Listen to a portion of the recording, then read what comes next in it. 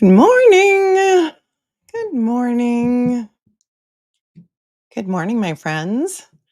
Thank you so much for coming to spend part of your Monday, July 29th with me, 2024. And today we are back in Manatee County with day 5 of the Ashley Benefield trial. How is everyone today? Did everybody have a nice weekend? I hope for the love of your sanity, you didn't try and go out there and watch any other coverage, any other reactions. Unfortunately, I did, and I did watch chats, and I did like to do my research and my due diligence about what else is going on out there in the crazy YouTube world. And there were, I think, maybe one or two shows that I watched that were very, very kind and very sympathetic and very compassionate. And then, sort of, a couple of other things that I saw were completely the opposite. So, I'm wondering what you found out there. Amanda Smith, I feel the people who do not believe her fall into two categories. One, those who have never experienced that type of level of abuse, or two, those who are perpetrators themselves. Or is there also a third category? Because I saw a third category of people who said, I survived much worse and I never killed anybody. And that was a third category. And listen, people hide behind fake names. You don't know who's telling the truth, who's not. But I found some in that camp, or who at least said they were in that camp as well. And thank you, Tara, so much for getting in there with the early Venmo. She's a good citizen. She's thanking me. Well, thank you for being the community where we can all talk about these things in a I don't know, safe place. All right, Court TV is up. It says the defense case is going to continue at 9. They have the symbol. This judge is not messing around. He is on time. He doesn't waste time. And he's on top of it. Does anybody know, for some reason, when I went into the Manatee County clerk's office, I can't access Ashley's case anymore. Did they seal it? There's her appeals case is open because they filed a notice of appeal on one of the issues. And that's what I'm asking, Stephanie. I don't know. Do you have a ruling on the defense expert? Let's hope the judge didn't keep the guy in a hotel over the weekend for nothing. Wouldn't that be nice? So can anybody access the court file? Because I couldn't get it. So I did not know. I didn't know if they made the ruling yet or if he's going to come and rule from the bench. That's what I'm kind of thinking. Unlike Judge Cannoni, he is a judge who rules from the bench quite often. Just put this on with no sound. Here's Eva Benefield walking into the courtroom.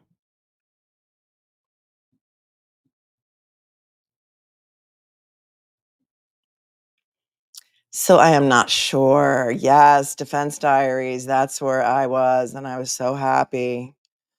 Bob and Jay, and Jay's wife, Shannon, I had never really watched his show before. So and I couldn't find it. So I went, because I was talking to Ali Mata over the weekend, and I just sent out a very benign note, like, what do you think about what the prosecutor did to Ashley? And she was horrified. Ali and I think a lot along the same lines. A lot of ways, we're both moms. She's a defense attorney. She's a practicing defense attorney. She was horrified. So I went and I did watch the defense diaries and shaming of Jay coverage. Some of it anyway. I like when I went to watch other people's coverage, I just went to the portion where Ashley was being forced to reenact the shooting, and grown men over there were in tears. And Jay's wife, I think she's a therapist, Shannon, but she was really wonderful as well. So if I'm ever not here, highly recommend that's where you go watch coverage of this case anyway. I mean, people's opinions shift based on the case, but there was some stuff out there that was just really mocking of Ashley, and I just found it to be in really poor taste. Thank you, Team Brittany, for coming in and for being an amazing moderator and for keeping the chat classy and on topic. And yeah, let's not bash any other channels. I don't like bashing anybody. I don't like bashing the defendant. I don't like bashing channels. I don't like bashing the appearance of witnesses. You can talk about their demeanor and their testimony. whether or not you find them credible, but to trash witnesses for their appearance and their looks and the body shaming and it's not classy.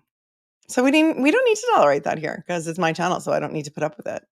Other channels are far more liberal when it comes to allowing people to engage in really nasty ways, and that's not me. So if that's what you want to do, you're free to go somewhere else. I can point you in a bunch of different directions, including Law and Crime, because their chat is can we bash Court TV? I didn't watch any of their coverage over the weekend. Did they cover this at all with any of their talking heads? I think was Tommy on again, cousin Tommy on again. Um, Crazy. What? Hi, Laura. Aussie Insider and Abby last night. I don't know who Abby is. Begging you to review their Sally Port camera test. I don't. Well, they could reach out to me. Did they tell you to tell me? This is the first I'm hearing of it. I don't, when I'm single thread on a case, I'm single thread on a case. It's hard for me to go out and watch a bunch of other stuff on a bunch of other stuff unless something breaks and then I cover it. Yes, you can note behavior. Excellent. Thank you, Stephanie Sweetler. Yeah, Chris, I don't understand why some of the other chats have been heartless and shocking, and it's almost like they feed off of each other. So I don't understand where that's coming from, except to say I hope that these people never serve on a jury such as this one, because compassion is something that is sorely lacking, it seems, out there. And so many people, I had no idea until I started this channel. I was in my own little bubble. I'm still in my own little bubble with this channel. So thanks, Mike, for becoming a new member, and Amanda F. and Just Me G. Welcome, welcome, welcome. And Lauren D. Lauren D, thank you so much for the early morning super sticker. And on top for your always being on top of the super stickers. Thank you. And Julie, thank you from Australia. And Laura, good morning. Good morning, Laura. I binge watched this over the weekend. I was horrified watching cross examination. I had no idea this case would have such an impact. Wow, I really didn't either. When I first started covering this, I was like, oh, there's a trial starting. I think I'll cover it. I did a little bit of a shallow dive, let's say, into it, a little bit of background, but I had no idea that it was going to be so impactful, so powerful, and so important. Right, Laura? So important because people need to see what's going on. People need to understand why victims and survivors don't report because this is what happens. You saw it on a worldwide stage on Friday. You saw the shame and the guilt and the tactics that prosecutor there's a way to cross-examine a witness like this, and the way she did it, in my opinion, is completely going to backfire on her in this case. And there are people, right? Wolfie Muse says that's why we're quiet. There are people who don't know that this kind of stuff goes on, and there are people out there who think that after her Amber Heard, everyone's a liar. Hi, Blair. Good morning, Will. Well, I hope you're going to be nice to Ashley. Please be nice to Will is like, Will, listen, Will, I don't know why you don't invite me on your show. I would come on your show. I don't know why. I think you think I won't come on your show because you like to curse. I don't care if you curse. It's your show. Um, I just People are so mean. Why are people so mean? Perry Raven, good morning to Ireland. I was playing catch up last week, so I'm really happy to be here live with everyone. We're so glad to have you. We're so glad to have you. People have opinions about whether or not they think that he was abusive, whether or not she should have. This is a lot. I've seen a lot of these comments. Why did she just call 911? Why didn't she just call 911? I'm thinking, did you watch her testimony? She was cornered, and he cornered her in the room and said, "You're effing done." We saw the pictures of him with no shirt on. He was not a small man, despite what they wanted everyone to think by bringing in his size 30 jorts. I call them jean shorts with the cutoffs, and his size small t-shirt. We saw pictures of him. We saw text messages from him talking about his testosterone rage and testosterone fuel and his jealousy of Ashley just being on a cruise with her mom and her friend. It was just it was crazy. Why didn't she just call 911? You know who did call 911 all the time? Nicole Brown Simpson. She called 911 all the time. Right, she didn't have her phone. And they're like, and the way the prosecutor was like, "Well, He never punched you, right? Never kicked you, right? Never choked you, right? Mhm. So you expect that we should believe that you were in fear for your life that day when, things had been going well for a while? I guess they don't understand how people can snap, right? And how when you're with an abuser, and I know this because for 30 years of my legal career, I worked with victims and survivors of all kind, including those who were CSA'd by priests in the Catholic Church. And I know that people have a hard time talking about it, even 30 years later, 40 years later. They've never told anyone. People are saying, why didn't she? She must have told someone. People must have known. I will tell you from my work and from all the people that I've worked with, many people do not tell, ever. You know who did tell? Nikki McCain. Nikki McCain is missing right now. If you didn't watch my show on Nikki McCain, please check it out. She's still missing. Trying to get the word out, trying to see if we can find her. But her family knew for 5 years that she was being beaten. And her husband had 4 felony DV charges pending, and they were dismissed when Nikki no-showed at court. But never fear, they said. We can refile these charges if she surfaces within a year. Thanks to Will. Nicole did call 911 all the time. The OJ case is infuriating when you know it well enough. I'm sure you know it far better than I do. But I do remember watching it on TV. Do you remember watching that Bronco speeding through the streets of Los Angeles? Like, people were glued to that. That was very long, like 30 years ago, right? Morning, Talia, bus stop jurors. Some of the people against Ashley Benefield and the arguments they've made are preposterous. They've clearly never been abused, and I hope they never are. But come on, be serious. I mean, if she was acting, she should win an Oscar because, in my opinion, you cannot fake the body shaking and the trembling that she exhibited. And people are saying there weren't real tears. There were real tears. We heard from Jules, who is sitting in the courtroom right now. I can see her sitting there behind Ashley. She's got it looks like a black hoodie on. She said there were tears, tons of tears. They were streaming down her face. So, yeah, the trembling, the vagus nerve, the scrunching of you can't fake that stuff. Those are physical responses to trauma and to reliving trauma that are not able to be faked. Even the best actors in the world can't do that. So, trembling legs, yeah, she couldn't even stand up, Jules said. Her distant eyes, right? Valor warrior. We could see her reliving the fear too. We felt it. It was palpable. So the judge has ruled she is not credible. Well, the judge ruled in the family court proceeding that he said that there was not a scintilla of evidence that she was poisoned. Not that she's not credible, that she was poisoned. I think people are confusing that with two different things. And it's not this judge. This was a judge in the family court case. And it had to do with the poisoning. And there was lab results that indicated she did have very high levels of heavy metals. So that's where the credibility came in. It wasn't that everything she said wasn't credible. It was that there was no credible evidence that she was poisoned. So people are confused about that. Thanks for bringing that up. Morgan Louderback, thank you for the 5. Also, she had asked the police for help previous and no charges were ever filed. Why would she think they would help? Well, in that moment, I think if you're in a life and death situation, are you going to take the time to pick up the phone? And that's really all the jury has to decide is whether or not in that moment she feared for her life.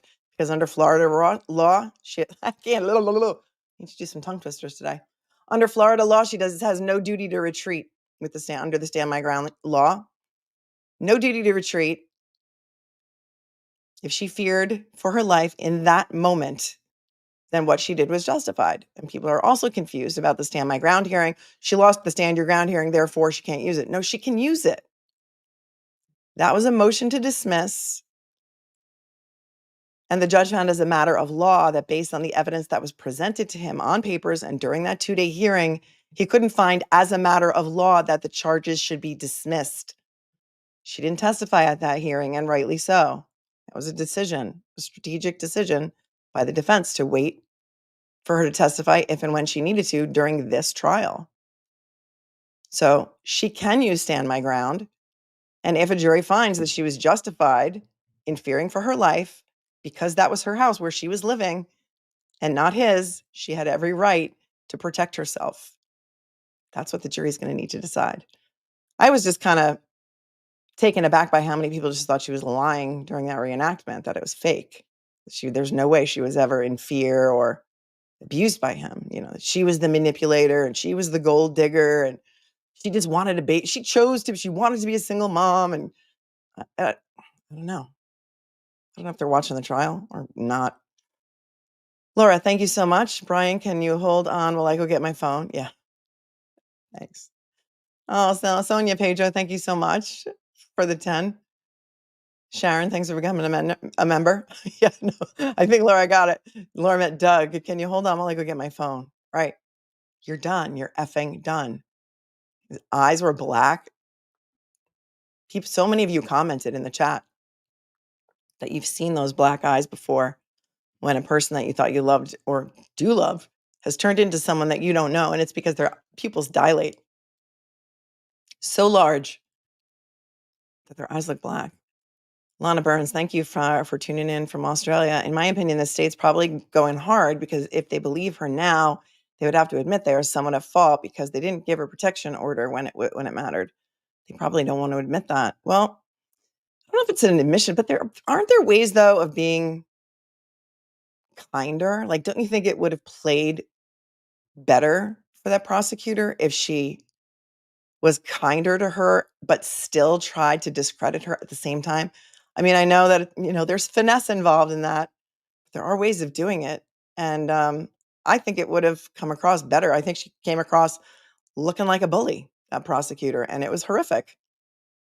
It was horrific. And if that's any indication of the way that DV victims and survivors are treated in court, I'm glad that everyone's here to see it. I'm glad this is televised. And that's why the stream needs to get out. People need to know about it, be able to find it. So hit the like button, please. It really helps. And again, Friday's stream was demonetized again. After the appeal, it was eventually overturned. But YouTube doesn't want people talking about this stuff for whatever reason. And this is so important to talk about with your kids. Teach them the warning signs. Teach them about that Duluth wheel of power and control. I almost laughed when that prosecutor tried to argue on Friday that Bruce Ferris's testimony shouldn't be allowed in because everyone knows about DV. Everyone knows about that wheel of power and control. That's like common knowledge in the purview of the jury. How many of you knew about that Duluth wheel of power and control before Friday? I bet not a lot. So it was a ridiculous argument.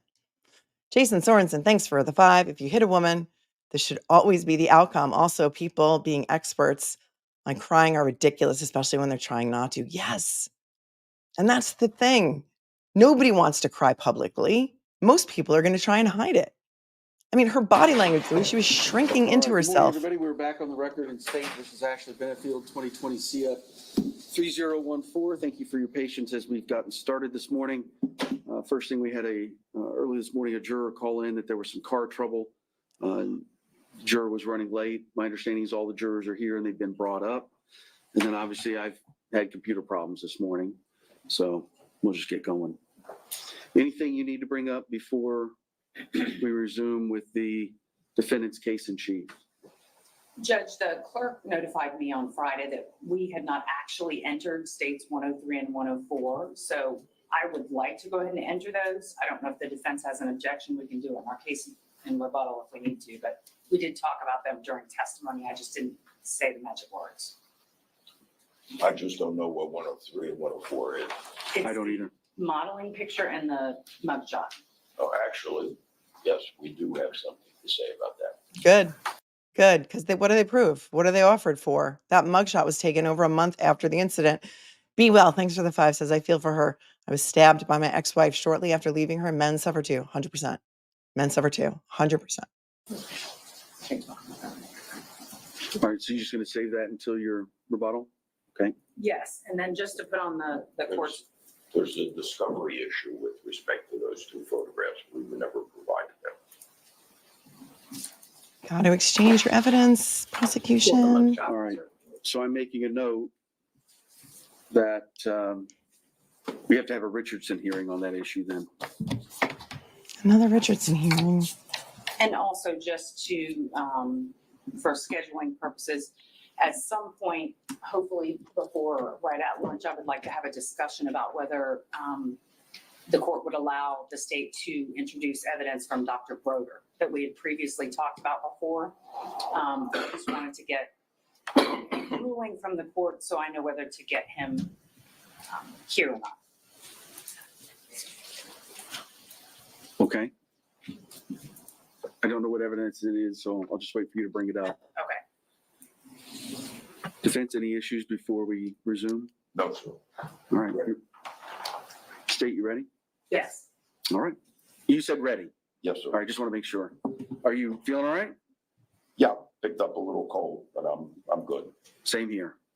So I understand. Okay. Oh, he's such a he's a nice judge. I kind of like him. He doesn't always rule for the defense, but I find him to be in large part fair.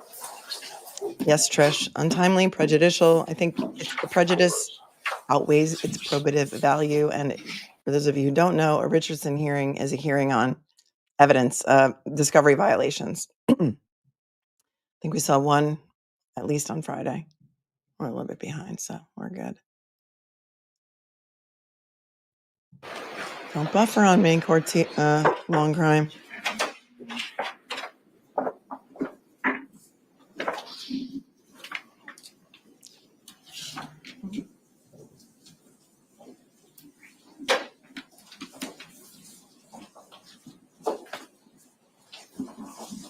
All right, you all can have a seat. Welcome back, everybody. Good morning. I don't know who had car trouble, but I hope everything worked out and you've had time to kind of calm down from that. So we're going to get started. And when we left on Friday, the state was presenting its, the defense was presenting its case. I do need to ask you though, before we get started, because we just had a couple of days off, did anybody discuss the case amongst yourselves in any way? Did anybody discuss the case with anyone outside of this jury? Did anyone do any research or watch any coverage at all about the people, places, things, or legal topics we've heard anything about? No, sir. All right, everybody says no. Mr. Taylor, call your next witness. Thank you, Your Honor. The defense calls Bruce Ferris. All right, I guess he's allowed. That's excellent. This is the DV expert that we saw them do the Daubert hearing on Friday. So I guess there's a decision out there allowing him, maybe his testimony is limited, but this is critical evidence for the defense to talk about power, control, coercive control. Yep, the cycles of violence. Julie, honeymoon cycle like a clock, love bomb, the fallout, the gaslighting, fighting, then the making up. Yep, I don't think this is within the purview of the jury. I think they need to hear about this. Hi, Leandra. Hi, Leandra and your dad. And Leandra's dad. Do you solemnly swear or affirm the testimony you're about to give will be the truth, the whole truth, and nothing but the truth? I do.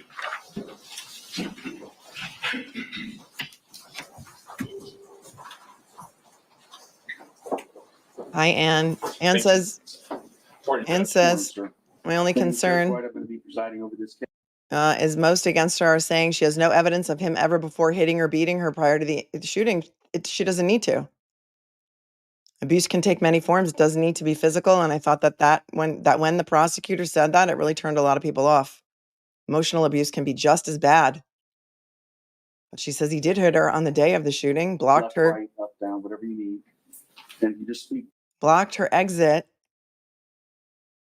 hit her in the head, and she said, "Oh, did he hit you with a closed fist or an open hand or a closed fist?" As if it matters. But yeah, I see what you're saying, Ann.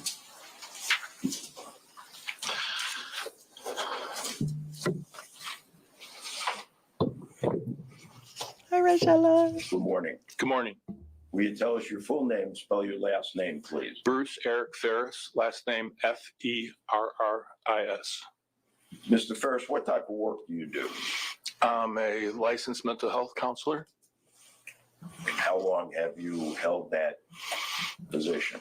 I've been doing that for 14 years. I've counseled individuals I just recently counted 1,000 clients. not including group work I've done. I also am a consultant in domestic violence and testify as an expert court witness in domestic violence. Let's talk about your education for a minute. Okay. Please enlighten us. I have a Bachelor of Science degree in civil engineering. I graduated from the Police Academy in Gainesville, Florida, and I have a master's degree in mental health counseling. And do you have any specialized education or training in a specific field?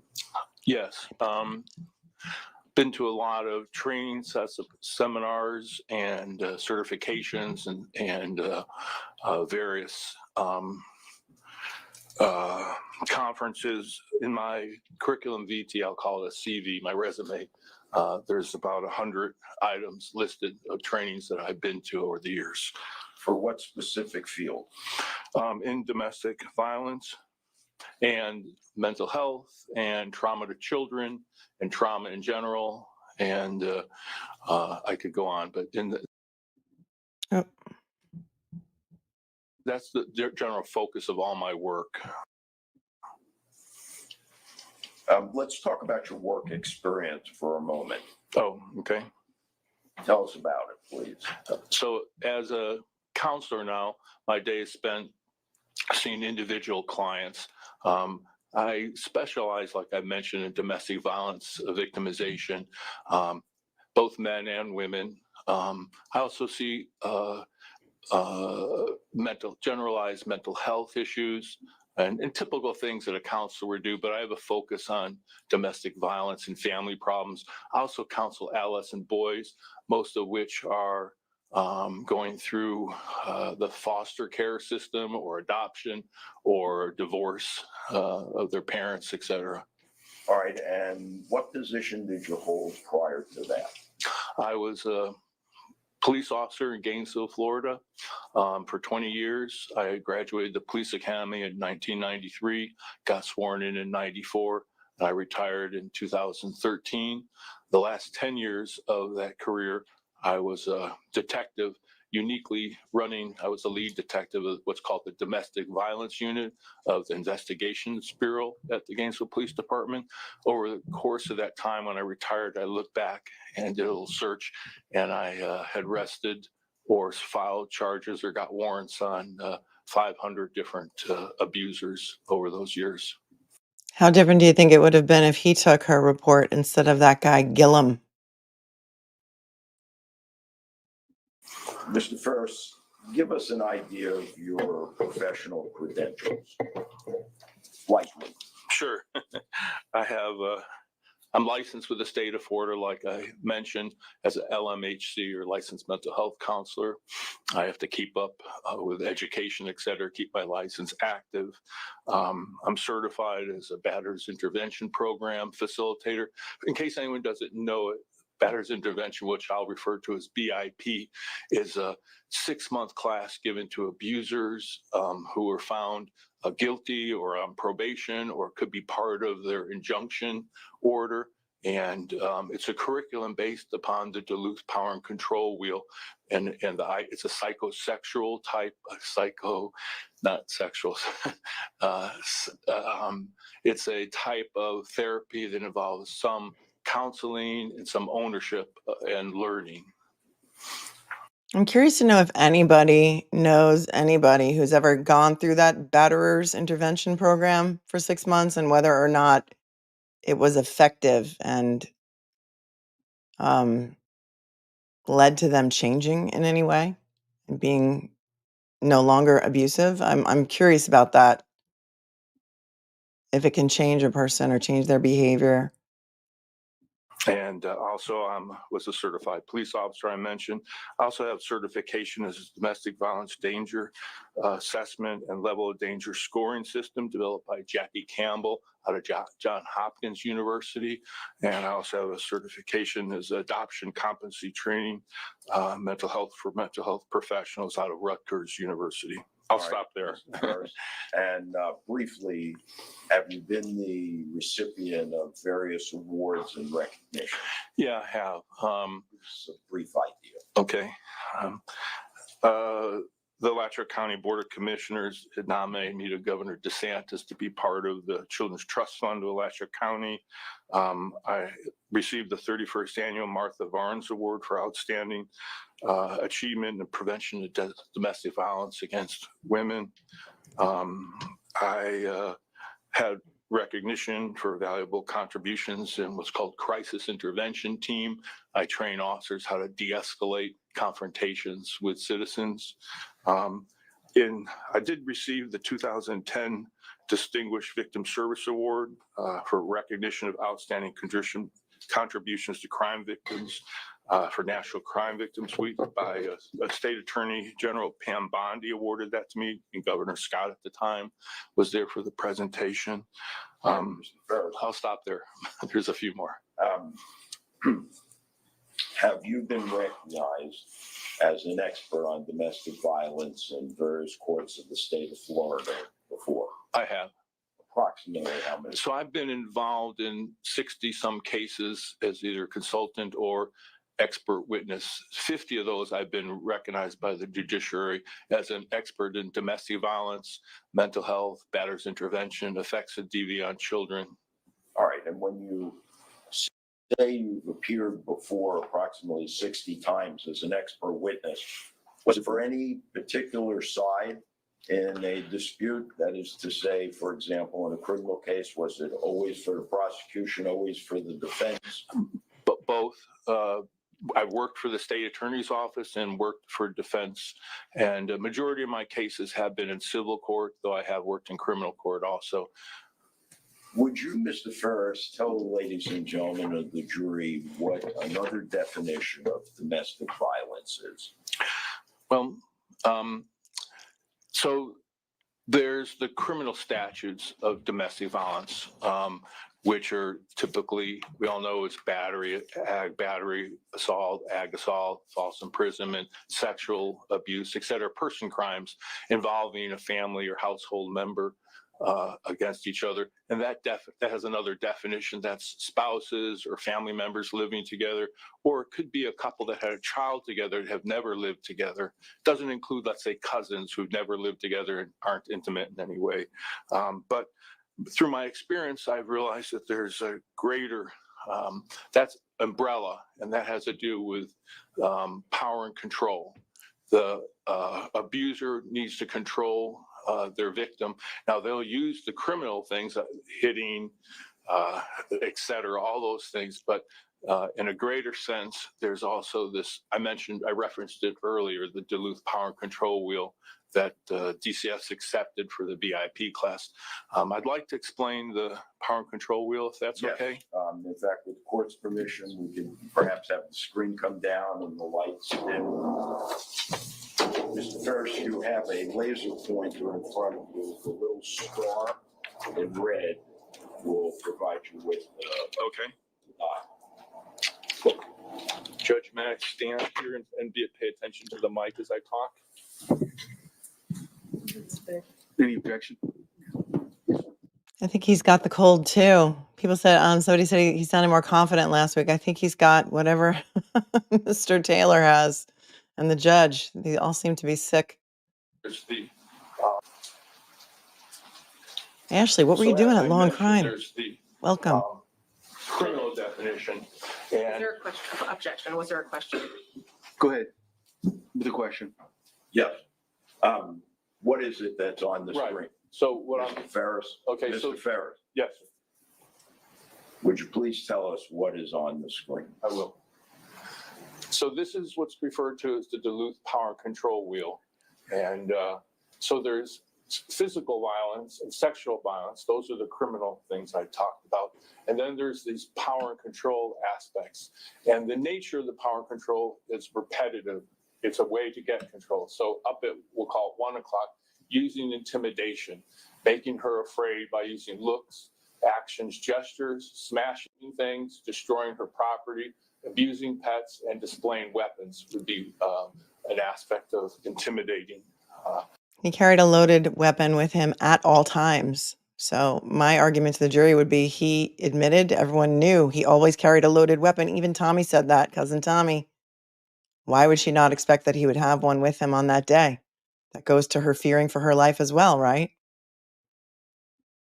Your partner, again, to gain control, using emotional abuse, putting her down, making her feel bad about herself, calling her names, making her think she's crazy, playing mind games, humiliating her, making her feel guilty. Then isolation.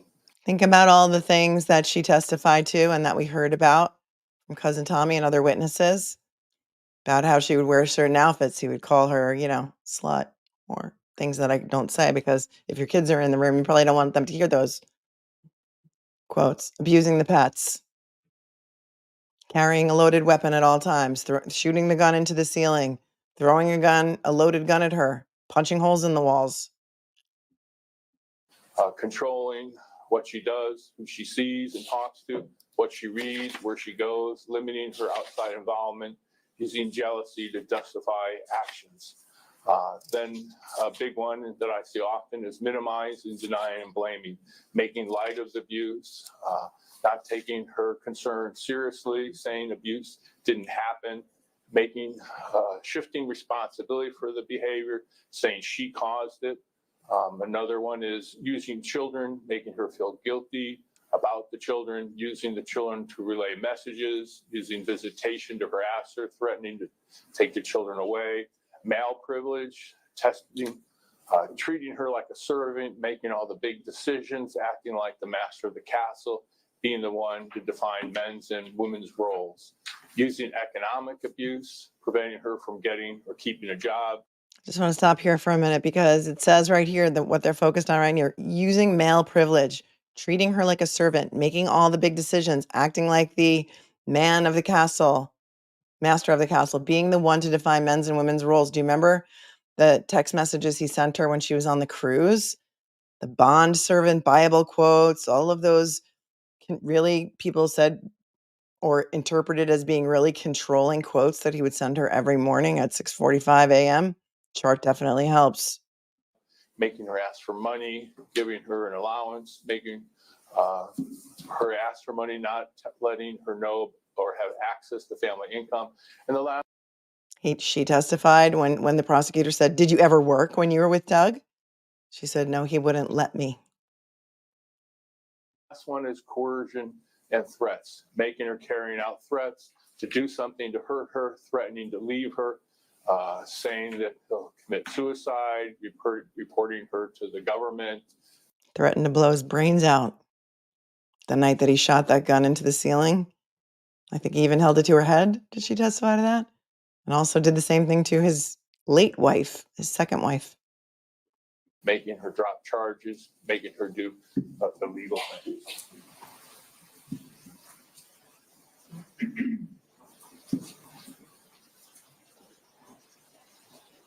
I have a couple of questions I'd like to ask you about that wheel that you demonstrated for us. Is this something that you created?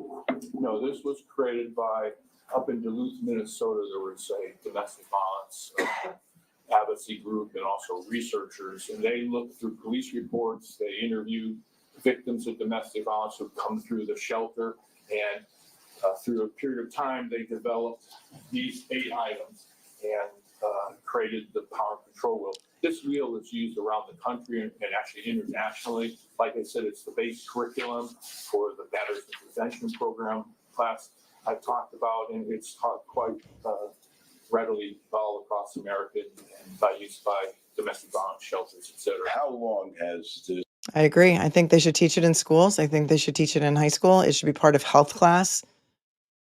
Somebody said there's a teen wheel of power and control. I didn't look it up, but I'm interested in that. Wheel, if you will, been in existence? Yeah, probably, I'm guessing 30 years or so, could be a little more. Are there any agencies within the state of Florida that predicate their decisions upon the Duluth Power Wheel? Yeah, the DCF accepted the power control wheel for the curriculum for the VIP class. That's the Florida Department of Children's and Families. They were the ones who were controlling the VIP class when it started up. Also, a lot of federal money, domestic, against women act, things like that have always promoted the power control bill, and also, giving out grants and education money. Are the majority of abusers male or female? Majority are male, but there's certainly a percentage that are female. I'd say it's at least 2/3 male at the least. And in my practice, I have male victims. And what about on the other end, the victims of domestic violence? What's the percentage of males and female? So again, there's some different statistics. Somewhere between 2/3 and 3/4 are men, and Are men as victims of domestic violence? 2/3 to 3/4 abusers. So that on the other side of that, they're 1/3 to 1 to 25% male victims. And I just got a male victim this past week. Okay, so look, I'm just going to ask if you guys could try and use some creative spelling in the chat. There are certain words that will trigger the YouTube AI algorithm, and let's not get demonetized again today, because then the stream won't get pushed out. So just try and use some creative spelling if you're trying to say something in the chat, like the STX word. Thank you. Okay, I'm done. I want to make sure we're clear on this. Sure. You told us that the percentage of abusers that are male is approximately 2/3, is that At least correct? 2/3. There's some statistics to make it actually higher. Would you tell us, please, what percentage of domestic violence victims are female? Somewhere between 2/3 to 3/4. All right. Now, I want to ask you if you would educate us, Mr. Ferris, about whether or not there are common characteristics that abusers share. And I certainly can do that, Mr. Cheller. Can I make one closing statement about the Duluth wheel? And Sure. Power and control. So I think it needs to be said, and maybe I didn't say it, that the whole idea of the use of the wheel is to get compliance by the abuser with their victim. So they're looking to control them, and either they use those criminal, the battery, or they use emotional abuse or intimidation, or use different techniques to try to control them. So the victim of domestic violence is placed with wanting to have the least harm to them. So they get into a compliance, I call it equilibrium type of status mode, where they seek to get along, to go along. They want to poke the bear. They don't want, they believe that this is certainly a danger to be involved with this person, their mate, their spouse, etc. So they comply. They get in this compliance mode, and they can certainly appear to society that nothing's going on, but there actually is, and they're afraid to display that because of the retribution that might happen. All right, so this wheel then is the product, if you will, of the science of domestic violence over the past 30 Right. years. And throughout my entire practice, the thousands of people that I've counseled and even the 500s I've arrested, I see this repetitively to be true. All right. Now, would you please tell us, Oh, I do. Thank you. I need you to make sure you keep your voice up so that Yes, we sir. can hear you. Would you now tell us, Mr. Ferris, whether or not there are common characteristics that abusers share? They can be anyone from all socio-economic stratas, and that's been my experience also. And I said, like I said earlier, predominance men, but also females. What's the motivation for their behavior, abusers? They want to control their partners. I find often an ownership type attitude. They want to control them. How do they treat generally pets in the household? Pets. So statistics have shown that abusers abuse pets well above average, more than average citizens would. And so I have two theories about that. One is that they're missing some empathy, or they tend to see things as objects. And so, Object to Sustained. non-responsive. okay. Can I explain why they abuse pets? Yes. So if a pet is belonged to the female or their partner, the victim, Judge, I'm going to object.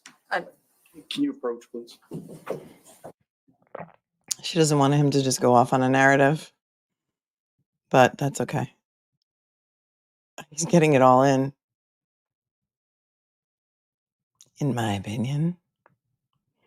People need to be educated about this kind of stuff. Somebody said they do teach this in Connecticut schools. That's amazing. Control means in a. Mr. Ferris, would you describe for us what the term coercive control means in a domestic violence Sure. relationship? So coercive control, acts of aggression, assault, threats and harm, punish, frighten the victims. And that fits in with creating fear, and it fits in with this whole continuum of power and control, a pattern that is developed to control the victim. Do offenders always behave violently, or does the abusive behavior happen in cycles? They don't always act violently in what common term of a battery or an assault. It can be accomplished just by threats and fear. And in terms of a cycle, there can be a violent or emotionally abusive state, and then a honeymoon side of state, and then it cycles back. In the field, we talk of a model of kind of like rain and sunshine. And All right, and let me ask you, Mr. Ferris, does the Good times and bad times. The cycle wasn't always, or it's not always bad. And she said that, I think. Mary Jane says she was abused, but she was not an innocent in all this. I think she had abusive tendencies. They had injunctions against each other. She consented to a mutual injunction because that's a much faster way of getting one. So I don't think that he ever had one ordered against her or was granted one against her solely. If you can point that out to me, please let me know. Thanks. victim always appear to be afraid or act like they are afraid of the offender? Definitely not. Oftentimes, the motivation is to hide the abuse from friends, family, law. There's lots of repercussions if if it's disclosed. One could be fear that the oppressor, the abuser, the husband, the boyfriend, the wife, whoever is the abuser, will harm them. So they're very scared. The other is they might not even understand that they're victims of domestic violence. Quite often, when I get clients, people don't know those definitions. How common is it, Mr. Ferris, for a victim of domestic violence to smile and act happy in the company of the abuser? Very much so, and also in terms of even in public or with family. Why?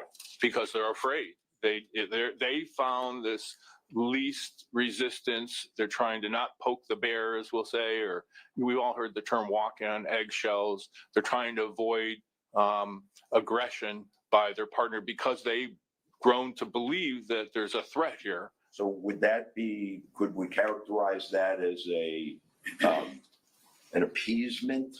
Totally appeasement. It's something I see quite often. And what if I'm is the victim trying to accomplish by engaging in the appeasement behavior? not encourage him to be abusive to herself, or if there's children involved, she's putting up a front to again create a type of stasis or minimum amount of aggression. So they don't want to again poke the bear. They're afraid of the repercussions. All right, now give us some insight into this, if you will. Does the introduction of a child change these dynamics at all? Yes. Tell us how and why, please. Okay, so it definitely ups the ante, we'll speak. Objection. I have the same objection as at the bench. I'll overrule on this one. So yes, definitely, if someone is single. Can things change when a child is born or brought into the situation? Tiffany says, I thought the prosecution rested. How can they bring in new evidence and then have another witness? They're entitled to a rebuttal case after the defense rests. Hope that answered your question. And they're being abused. Certainly they want to incur least amount of abuse. But when a child's involved, now they're concerned, and if they have a strong maternal instinct, now they're concerned about their own safety and their child's safety. And abusers will use a child as a manipulation tool to try to get at the victim. So the victim, that's even a further degree of way to pacify. Oftentimes women will stay in marriages because they want to protect the child, even though it's detrimental to themselves. A couple of questions about abusers, if I may. How do they generally rate on the scale of ability to charm and deceive others? Quite highly. Those 8 years I taught domestic violence crimes, I got to know quite a few, and some were individual therapy clients also. Many of them, I used to say, have the gift of gab. They were very personable, friendly. Not all of them, but a large percent definitely were very much the charmer. They'll hide the abuse, and they use it as a strategy to influence or control their victims. Is there a pattern? Excuse me. Oh boy. Hope everybody doesn't have the C. Is there a pattern, Mr. Ferris, of denying, rationalizing, minimizing, or blaming the victim in these relationships? And I can say a very high percentage, well, I don't know, over 90%, I'd estimate, of all my cases involve minimizing, denying, blaming. In fact, on the power and control wheel, I guess it's gone. It's Look at her downcast eyes. I mean, I can see how this, listening to this testimony, is physically affecting her. Like, you just can't fake that kind of physical response, in my opinion. It's palpable to me. And I think to many people who have empathy. And this is just her listening to Dr. Ferris's testimony. one of the 8 categories is minimizing, denying, and blaming. And it's all a technique that she made me hit her. I didn't really do it. It wasn't that bad. They're always trying to minimize and talk their way out of their being abusive. Would you explain to the ladies and gentlemen of the jury, Mr. Ferris, is there a particular time in these relationships when violence is most likely against the victim? Yes, very much. The most dangerous time statistically is when a woman or a victim of domestic violence is leaving their abuser. And if the abuser is there, there's a high fatality. Bam. The most dangerous time for a woman or a man in a relationship that is abusive is when they are leaving. I'm going to take that back and make it louder for people in the back. Time statistic victim. Yes, very much. The most dangerous time statistically is when a woman or a victim of domestic violence is leaving their abuser. And if the abuser is there, there's a high fatality rate, high incident of danger to them. I've been trained in this in my evaluation with John Hopkins' work. This is a really dangerous time. As advocates for domestic violence, we oftentimes have safety plans. Those plans, part of those plans, you never leave. All right. High fatality rate when the victim is trying to leave. That's impactful.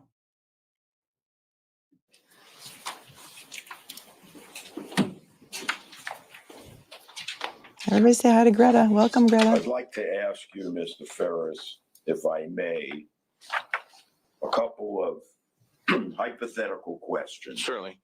involving the hypothetical abuser and a hypothetical victim. First, I'd like you to tell me, would the following acts be consistent with an abuser? And allow me to finish, and then you give your opinion. I'm gonna object though. Did he just shush her? I think he just shushed her. There's not a lot of things worse. Well, there's a lot of things worse, but who else hates being shushed? Hold on, I gotta hear that again. Maybe I misheard. I think the judge say he could use hypotheticals. First, I'd like you to tell me, would the following acts be consistent with an abuser? And allow me to finish, and then you give your opinion. Should, I'm gonna object to that. All right, do you want to approach? Yes. I think he shushed her. Maybe it might have been just a reflex.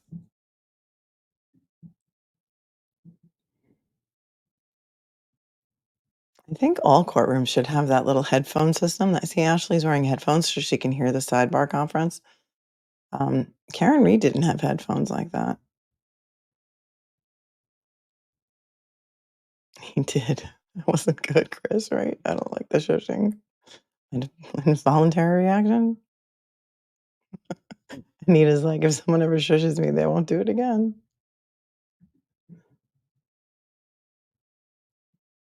So, Mr. Ferris, I'm going to give you a series of hypotheticals, and I'd like you to tell us if it's consistent with abuse. Yes, sir.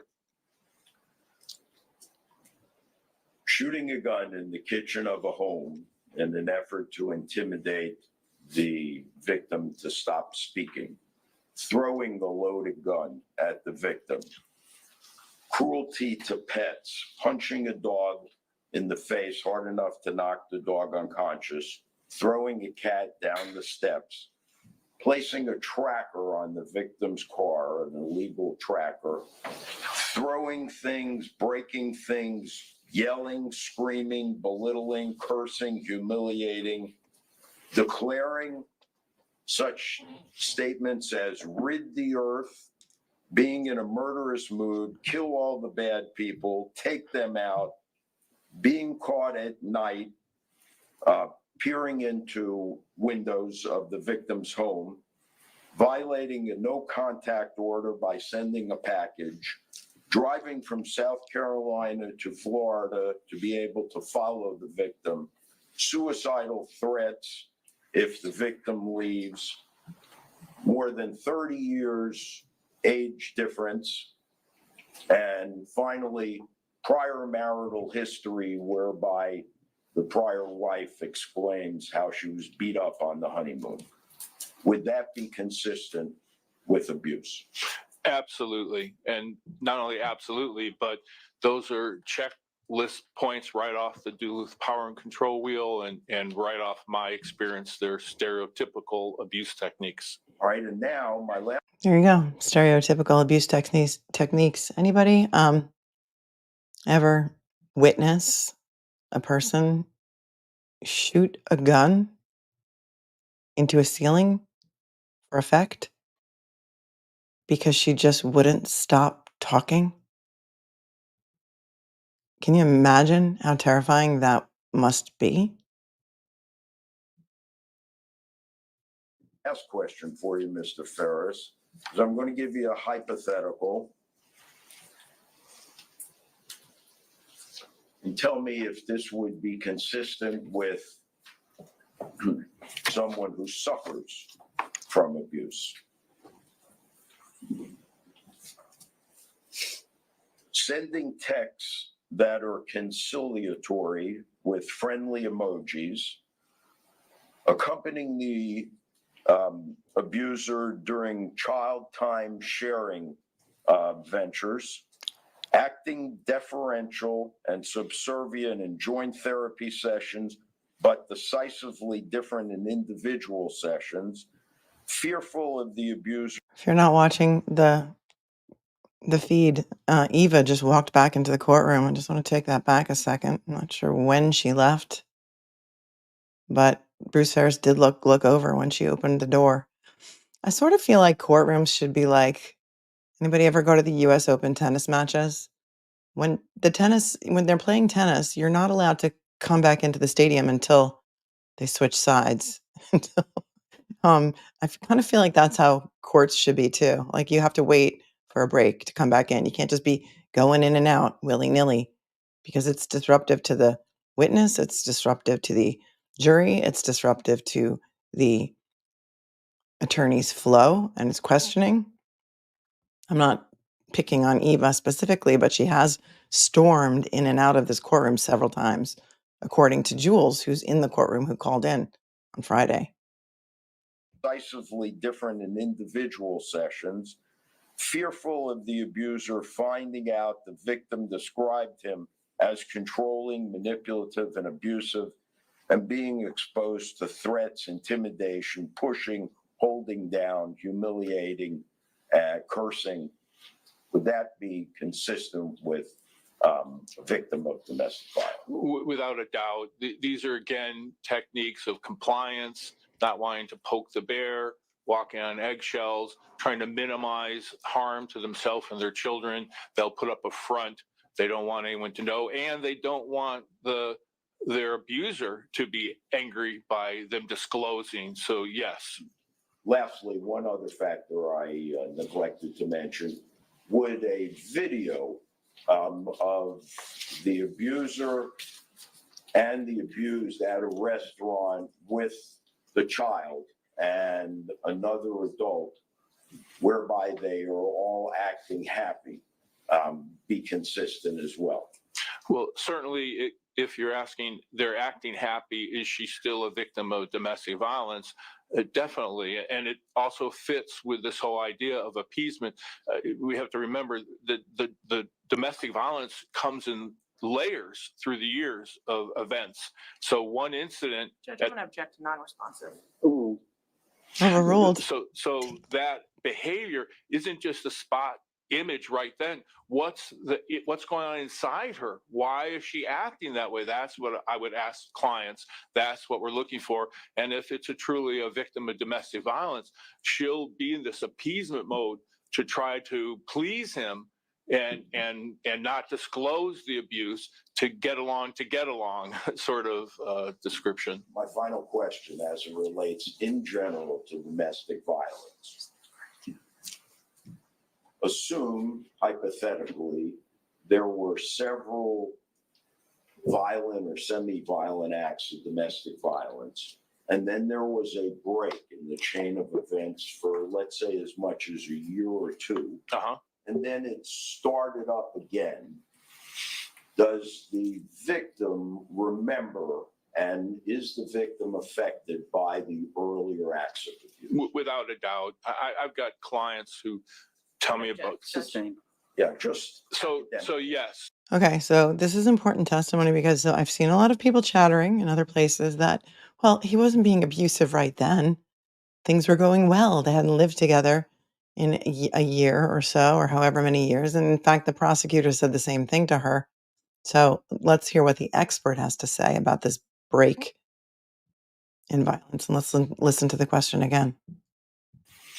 does the victim remember, and is the victim affected by the earlier acts of abuse? Without a doubt. I've got clients who tell me about. Sustained.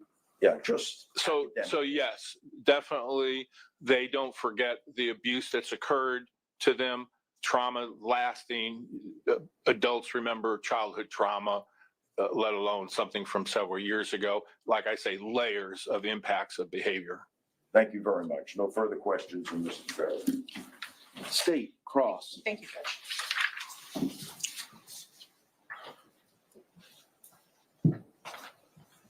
Good morning, Mr. Ferris. Good morning. Mr. Okay. Oh. I want to ask you give you some examples and ask you if this is consistent with a victim mentality. Sure. Minimizing the abuse. Now you're asking me if the victim would minimize? Yes. Like what I mean by that, and maybe I said it wrong, is like covering or taking blame for the abuse, covering for the abuser, taking blame. Yes. Making excuses for him. Definitely. Or her, I guess, but not reporting the abuse. Right. Dropping charges if they were filed. Yep.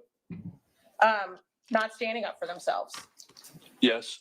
And not leaving. Yes. Okay. I'm going to put that wheel back up, and I want to talk to you about the pie sections each. Sure.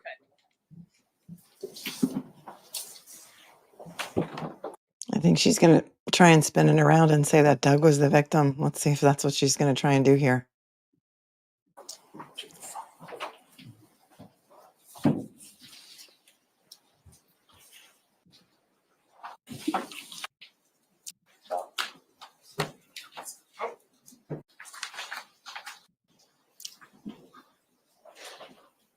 Fixing it, and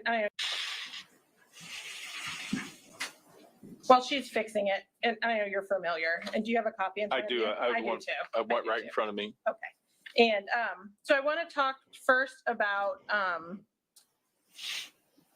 the use of intimidation.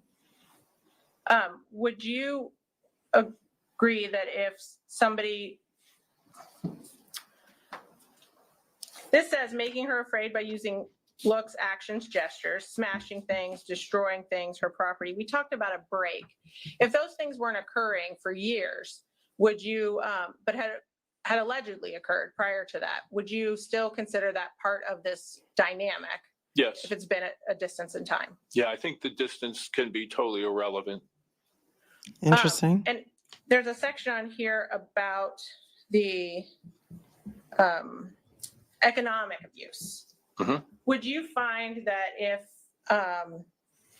a hypothetical victim was living on her own for several years, had no monetary dependence on the alleged abuser, and lived in her own home in another state for part of that, and there was no monetary connection, that would not apply to a relationship? Could you restate the Yes. question? So if in this wheel, Right. hypothetically, when I'm talking just about using economic abuse, Right. would you agree, would you say it still applies if the victim was living on her own for several years with family and independently sufficient economically? Mhm. No financial dependence on Mhm. the other person. Would you agree with me that economic abuse would not apply to that relationship? From the scenario you give me, it doesn't sound like it would apply. And Okay, does anybody know if he paid child support? I'm curious. for isolation, would you agree that if it's the same facts, living on her own for several years with family, so I know it says isolated from family, I think. Living on her own with family and having some periods of no contact for over a year, and then being back in contact, but living separately and having her own cell phone, having her own car, having her own home. Would you agree with me that that's not a situation where there was isolation? Well, you have to remember, under the isolation also comes jealousy and justifying actions. So in terms of isolating, not letting their partner or the victim go to work or see family, in that sense, what you're saying is true. But a component of isolation could also be extreme jealousy, possession, your mind, those sort of things. And I didn't add those facts. You're adding those facts, right? Well, under the power and control world, the last item, I don't know if you actually mentioned it, using jealousy to justify actions. And if that was not a factor, that's not a factor. in my scenario. Then isolation component may not be part of that, component for the scenario we're looking at, the couple we're looking at. And why do you say may not? What part of that would apply? Well, would not be. Okay, thank you. Jealousy. You're still jealous. Using the children. Mhm. If the hypothetical victim had custody of the child and attempted to terminate parental rights, and the hypothetical abuser had to seek court intervention to get the child, Right. would that be a factor in your consideration of whether children were being used? If she had sole control of the child. So you're asking me if I could just reframe that the alleged abuser is not he's not using child against their alleged victim, then they're not necessarily guilty of using the children. I'm not asking if it's guilty. I'm just asking if that would apply. We've talked about how these Right. things apply. It may not apply. It would not apply.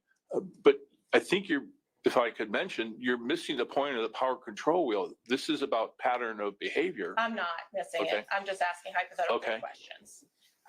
It sounds like you are missing it because just because they do not exhibit signs of every single part of the wheel does not mean that they're not trying to exert power and control over the person. And she was sharing custody with him. So he did see his child. So I'm not sure where she's going with this, but hang on. How about the using a male privilege? Mhm. If that hypothetical abuser was not having any control over her big decisions or did not live with her, so was not being the master of the castle, was not treating her like a servant because they lived separately, and was not defining their roles, in fact, was offering to purchase things, get her anything she needed, those kind of things. Would you agree with me if those were the facts of a relationship, male privilege would not apply? No, I wouldn't agree with you. Okay, can you elaborate? Yeah, the men's roles, and when you say purchasing things, I would want to look into what is that a concept of what the role is. I'm the man, I purchase things, I control things for you, I decide what to get, etc. So that could be a male privilege issue. Okay, and I understand that, and that was a poor fact scenario in mind. I think it kind of goes with the economic abuse, and what I should have asked is, if she's asking for, can you stop and get me boxes, or can you stop and get me tape, or can you stop and get me something else? And he is, yes, of course, and he does it. That's what I'm talking about, not him telling her what she may have. So in terms of him buying things for her that she's asking for, I wouldn't consider that to be domestic violence. Okay, you would not. No. Okay. But is the reverse also true, that because he bought her boxes and tape, that means he's not abusive? She's really. Oh, members, can you put some shovel emojis in the chat, please? We have shovel emojis for when lawyers or witnesses are digging themselves into a hole. I think she's digging herself into a hole here. And so that's, other than that caveat, then male privilege wouldn't necessarily apply to the cycle that we're in, under my facts. The facts are not complete enough for me to come to the conclusion. Okay. How about minimizing, denying, and blaming? What you said that was present in 90% of the cases. Quite a bit, yes. Right. Mhm. I think you said 90. I did. What if the hypothetical abuser says, I was wrong. I lost control. I shouldn't have done those things, and never says it was your fault you did those things. Would you then feel like that's not minimizing, denying, and blaming? No, I wouldn't agree with that, Okay. because it could be that part of the strategy of minimizing could be that I'm sorry I didn't do it. That could just be minimizing. I'm sorry not I didn't do it. I'm sorry I did it. Right. That's part of That's still, minimizing? yes. Well, certainly not denying or blaming, right? I would need more definitive I guess facts. I need an explanation on if somebody takes responsibility for accusations against them, how Right. that is minimizing. Just to say, yes, you are correct, and I am sorry. It could be a way to dialogue or to minimize what occurred by accepting blame for it, and that could be part of their scenario. Could it also be the opposite? Yes, If that person it could is be. taking credit, is taking responsibility for their actions. Right. Certainly it doesn't deny that it happened. That's for sure. Right. Okay. And no blame being set forward if they say it's my fault. Well, just because someone apologizes doesn't mean they weren't abusive. I'm just talking about the factors on this. Bam. Just because someone apologizes doesn't mean they weren't abusive. It's part of the apology cycle, of the hoovering, of the getting you back. Jeevy says these are some crappy questions, and English is my third language. I want to know what your first two languages are, Jeevy. Wheel. Right. And whether or not, if somebody's under my hypothetical admits to responsibility for the accused abuse and apologizes for that, whether or not you would consider that denying and blaming. I would need more information on the relationship in the scenario to decide that. Is there a scenario? Okay.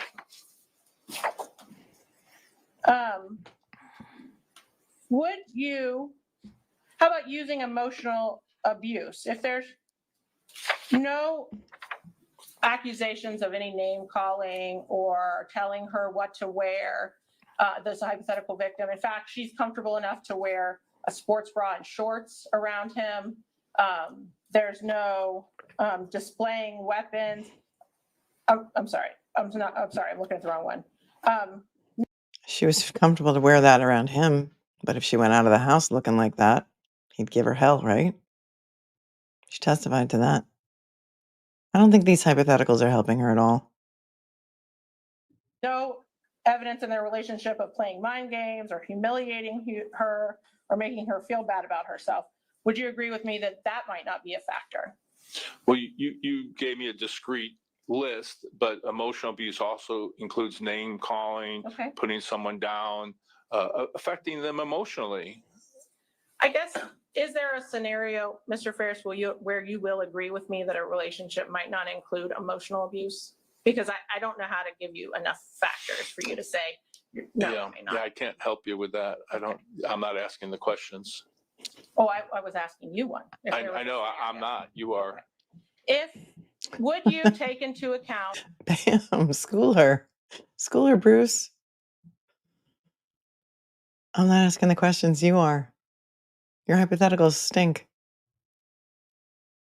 based on, with these factors such as emotional abuse, economic abuse, male privilege, using children, all of these, if the alleged victim, or let me give you a scenario, she does not live with him. She's actually in another relationship, potentially engaged to a new man. Okay, There's no evidence She of that. tells him that she does not want to be with him, okay. and she plans to move away without him. Would those be factors that you would have to take into account when deciding if that relationship fit this power and control? Well, that would be factors of the relationship, but I haven't heard you say anything about what their history is, what trauma she's experienced, what's going on with children in their lives, all sorts of other dimensions of their relationship. I guess so. She's not going to get him to say what she wants him to say. He already told you that leaving is the most dangerous time for a victim. Is there no scenario where there can be abuse in a relationship and then there no longer is abuse, where they are no longer in this wheel? Because the way you're answering your questions, that's the impression I'm getting. So I have come across situations where there's an emotional abuse or a physical abuse, but it's not a pattern or behavior. It doesn't go on over a period of time in an attempt to control someone. So, if I may, if someone pushes down their girlfriend on a night out and he gets arrested for domestic violence because they live together, it's a battery, that's domestic violence. But that's it. She's not appeasing, she's not put an emotion, the whole power control dynamic isn't happening. That is domestic violence under criminal law, but it isn't domestic violence in the sense of a pattern or behavior to try to get the appeasement or this sort of consensus out of a victim where they're afraid to poke the bear, all the things I've already talked about. So if that answers your question. It didn't. It didn't. Oh, sorry. This is not up. Okay. Let me know if this is better.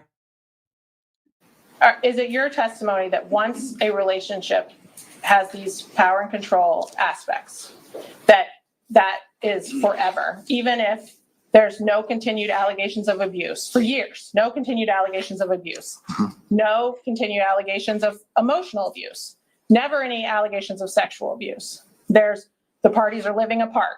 They're independently, I keep saying independently wealthy. That's not what I mean. Independent, economically independent. They are, the female is telling him she doesn't want to be with him and has moved on to a new relationship. Is there no scenario, in your opinion, where people can get off this power and control wheel, even if they were on it at some point in their relationship? I think it's possible, but it's not likely, and it's not the typical thing that I see. Usually there's still a dynamic of emotional abuse. So even under my facts, Yes. with no allegations of emotional abuse in years, No. it's your opinion that not good enough, they're still on this power Well, control wheel? I can speak from my critical learning and studying this, and also my practice, and I have I have custody issue couples where they're domestic violence, and 10 years later, there's still abuse taking place, even though they're remarried and don't live together. So by example, I see continued abuse. Could there be a couple that don't? I'll say it's possible. Thank you. I don't have anything else. Well, that was an Redirect. epic fail, in my opinion. Nothing further, Your Honor. Can this witness be released? Yes, sir. Yes. Sir, you are released from your subpoena. You're free to go. Thank you for all your help. Excellent testimony, in my opinion. What say you?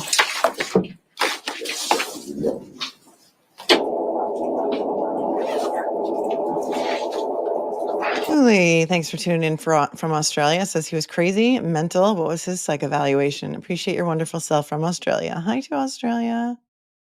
Laura, thank you. Says telling someone puts them in danger too.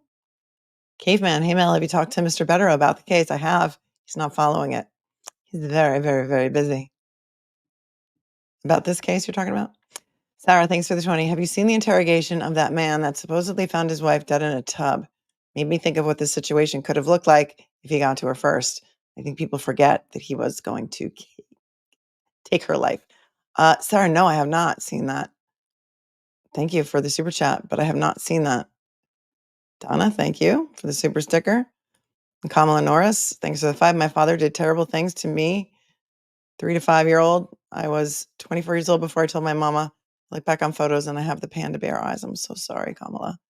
All of you are so brave for sharing your stories with me and with other strangers in the chat. Thank you, Deneen, for your super sticker as well. Shelley, the judge said no domestic abuse also. Lizzie, anybody who harms animals is extremely dangerous. Thanks for watching from Australia. Carol, thank you. Thanks for advocacy for DVNSA victims. Thank you, Carol. It's what I do. Thanks for the 10. Cajon Zone, demonetize this, YouTube. Thanks, Cajon Zone, for the 10. New members, welcome Kathleen Potter, welcome Barbie's 2 Bits, and welcome Barbie's 2 Bits gifted 5 memberships. Thank you so very much. Whoever received them, welcome, welcome, welcome. Thanks for being so generous. Go Georgia, thanks for tuning in from Australia.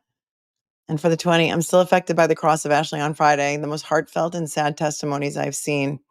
Glad this chat remains supportive and classy. Thank you.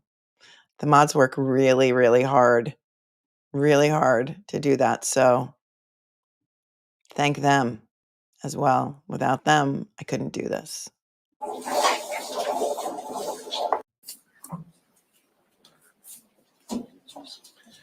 right, Mr. Taylor, call your next witness. Gina Torsia, Your Honor. I don't know who this is. Regina. I don't know how to spell her last name.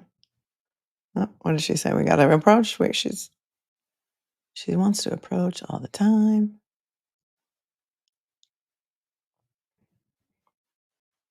We don't know who this is. It hasn't been exchanged. We need another Richardson hearing.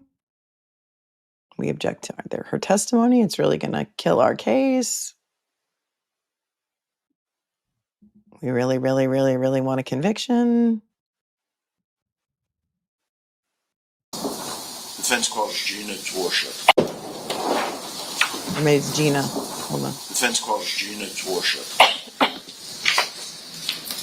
This whole courtroom is coughing. That's a give to be the truth, the whole truth, and nothing but the truth. I do. Yes, ma'am, please. Attorneys, come back one more time. Look at us catching up to real time. My name is Judge White. I'm presiding over this case. Just make yourself comfortable in that chair. You want to be about 12 to 15 inches from that microphone. You can adjust it up, down, left, right, however you need. And if you just speak in a loud, clear voice, we should hear you just fine. Yes, Your Honor. Good morning. Good morning. Would you tell us your full name, spell your last name, please? Gina Torsia, Torchia. Ms. Torsia, did you at one time work for an attorney by the name of Stephanie Murphy? Yes, sir. Back in June of 2000. Oh boy, more Stephanie Murphy impeachment. Maybe she was Stephanie Murphy's assistant, administrative assistant. Oh, poor Stephanie Murphy. They're trying to discredit her all over the place because that is the prosecution's entire theory of this case. Their theory of motive is that the report of Dr. Broder was definitely, absolutely, positively going to be released on September 30th. And that is the reason that Ashley shot Doug on the 27th, because for whatever reason, she was afraid of Dr. Broder's report. And now they're bringing everyone. We've already heard one witness, Faith Brown, testify about what was supposed to happen on the 30th, and it was absolutely not the release of Dr. Broder's report. They were only going to hear the restraining order petition against Doug. And the emails back that up. Okay, Stephanie Murphy's name has entered the chat.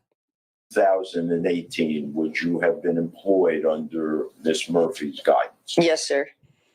Do you recall exchanging an email with Detective Gillum on June 5th, 2018? Yes, sir.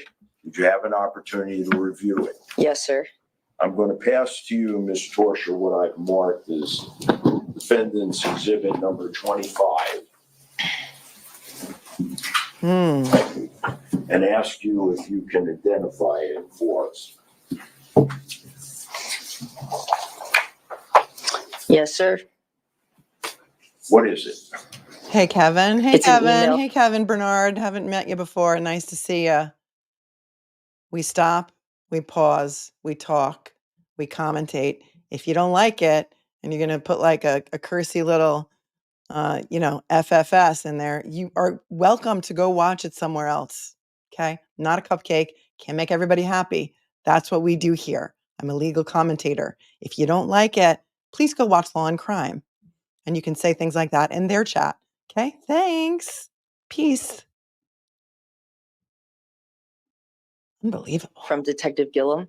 And does it include a response from you? Or is it a response to your initial email to him? It's a response from my initial email to him. Okay, and is it a true and accurate copy of your email to him and Detective Gillum's response? Yes, sir. Move to introduce it into evidence at this point, Your Honor, Defense Exhibit 25. Same objection? Yes. Oh, All right, now, Defendant Exhibit 25 will be received. It's going in. Ms. Torcha, did you on this day send Detective Gillum a copy of the South Carolina domestic violence restraining order? No, because we were not aware of one. Okay. Does he send you a copy of the order? He does send me a copy of the order, but there was never an order entered into the Charleston County Clerk's or the Sheriff's Office. Yeah. So we had no proof of an order at the time. Would you please read for us, Ms. Torsia, Detective Gillum's response to you on Tuesday, June 5th, 2018, Gina, 6:19 p.m. I noticed something that you both need to be aware of, unless there's something I'm missing. If you read that section just before the judge's signature, it states the order will be in place 6 months of the day of the hearing, which was May. Can you slow down just a little bit? Oh, I'm so Thank sorry. I'm a fast reader. Okay. Sorry about slow that. down a little bit for us. Evelyn Wood School, huh? The Evelyn Wood School of Speed Reading has entered the chat. Remember Evelyn Wood School of Speed Reading? She has to slow down because the court reporter has to write down everything she says. It makes it hard on the court reporter. Where do you want me? You're good. Okay. 6 months of the day of the hearing. Which was May, November, which was May, November 3rd. Ms. Torsia, Yes. I'm sorry. Would you start over, please? Yes, sir. Gina, I noticed something that you both need to be aware of, unless there's something I am missing. If you read that section just before the judge's signature, it states the order will be placed for 6 months of the day of the hearing, which was May, November 3rd, not November 27th, and sets it to expire May 3rd, which would be 6 months from November 3rd. Again, It's not something I would have made a physical arrest on, but the SAO will at some point make a filing decision. If I am reading something wrong here, let me know. Okay, we can agree that SAO would be state attorney. Yes, sir. So lastly, Ms. Torsia, this is Detective Gillum telling you that the order was in effect, the stay away order, Objection. as of November 3rd, 2017, correct? Objection. Sustained. Okay, what, she really wants to testify. What did Detective Gillum testify to? That he wasn't aware of any restraining order against Doug in South Carolina, that he didn't have a copy of it? I'm gonna need to go back and look. Remember Gillum? He's the detective who came up. He was the DV investigator. He was completely obstinate. He was rude. He said that Ashley was a pain in the neck, that she was calling him all the time. He used stronger language than that. Annoying. She wanted me to arrest him in court. She was annoying with all her phone calls. She called me 30 times.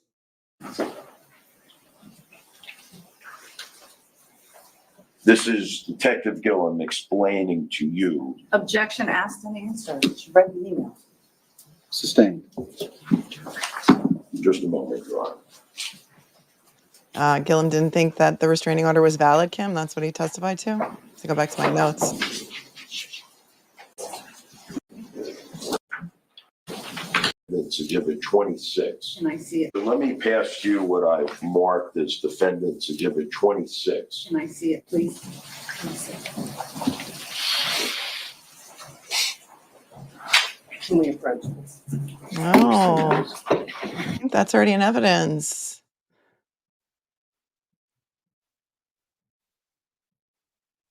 Well, Gillum was on notice of that restraining order. Seems.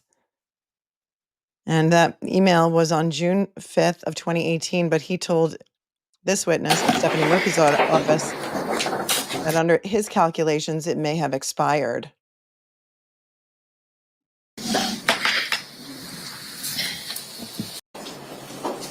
So, Ms. Torsia, let me pass this to you. I want to see if this refreshes your recollection as to whether or not you sent a copy of the South Carolina order to Detective Gillum. Yes, sir.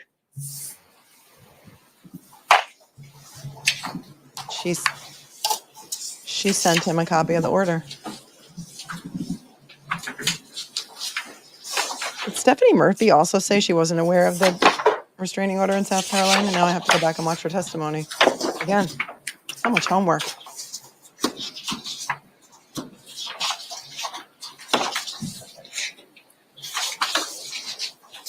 Yes, this is the order. Yeah, without referring to it, my question is only, did you, in fact, now that your recollection has been refreshed, send a copy of the order to Detective Gillum? Yes, sir. And then he responds to you a couple hours later with the email. With, yes, and there's also No an, further questions, Your Honor. Thank you, Ms. Torsia. Any cross? Hold on. I want to hear what the last question was. So sorry, Kev, for rewinding. this is the order. I mean, not sorry. Without referring to it, my question is only, did you, in fact, now that your recollection has been refreshed, send a copy of the order to Detective Gillum? Yes, sir. And then he responds to you a couple hours later with the email. With, yes, and there's also No an, further questions, Your Honor. Thank you, Ms. Torsia. Any cross?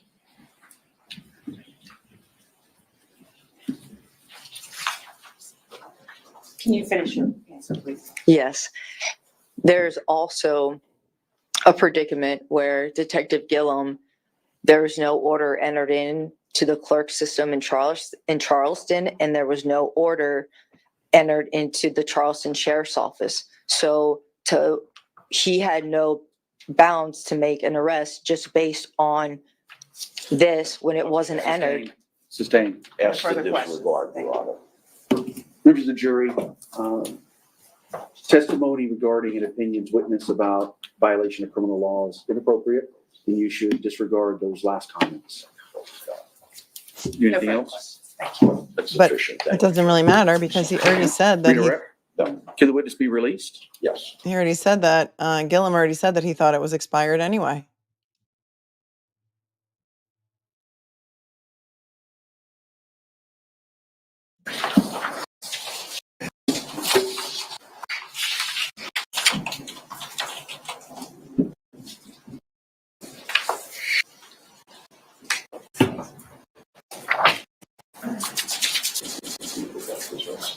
Well, we're on real time. Thanks, Cajon Joan, for the 10. I think we're gonna have to approve. Okay, well, let's go. Thanks, Ashley, for the 5. I watched a lot of different inputs over the weekend. I couldn't believe they were speaking. It was really sick. Grateful for this community. Thank you. Thank you, Ashley. I was beginning to think I was crazy, but then I realized it was just gaslighting. T Phony, thanks for the 5. Good morning. 100% innocent, 100% believable, 110% disgusted with this prosecution. Thank you. Renee Clark, thank you for the 5. I was raised in an abusive house with the walking on eggshells and black eyes was all I needed to hear from her. It was triggering to watch. Thanks, Renee. I think there's a lot of people here who can relate as well. Wine Cellar Infused, thanks for tuning in from Canada for the super chat. I really think Ashley is going to need therapy just to get through what the prosecution stripped her of yesterday. Any dignity Ashley was holding is ruptured now for her, and that's sad. It's very sad. This case is very sad on every level. Deneen, thank you so much for your super sticker. Selma, thanks for the 5. Teachers in Texas have training every year on recognizing dating violence and how to help both victim and abuser. That's awesome. That's amazing. Mary Buckley, thank you so much for the super sticker. And Veloma Unstuck became a new member. Welcome. Hi, Laura. Thanks again. Why can't show those horrible pictures of her?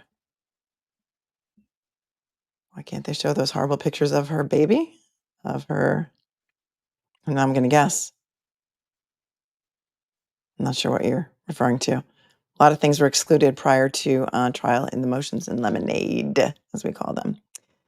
10, 11, 12. Thanks for the 10. People are missing the point that even if she isn't nice or likable, no one deserves to be treated the way she was. I think people in this chat get the point. Thank you. I think you mean outsiders. All right, members of the jury, I think it's a great time for our mid-morning break. So I'm going to send you out. Give about 10 minutes or so. Feel free to use the facilities. You can use your phones if you need to send or receive text messages, emails, phone calls, anything like that. Please don't begin any sort of deliberations or discussions amongst yourselves about the case. Don't discuss the case with anybody outside the jury. And don't do any research on the people, places, things, or legal topics we've heard anything about. And 10 minutes, 15 minutes, because I also want to give everybody else some room. Okay, we're in real time, so we'll mute that. Velom Unstuck, thanks for the 10. It's hard to believe we're watching this trial and Karen Reed's trial in 2024. Feels like we've reversed back in time. It does, doesn't it? Praying for both women to find justice, peace, and this chat. Somebody put in the chat the other day that it's only been 50 years since women were allowed to have their own credit card. Cannot confirm or deny, but that seems crazy. All right, so the issue. And yet here we are. A police report that I haven't seen, but it's my understanding what it says is that Ms. Benefield went physically to the telephone reporting unit of the Manatee County Sheriff's Office. I'm going to summarize, you can correct me. With You had it right so far, good.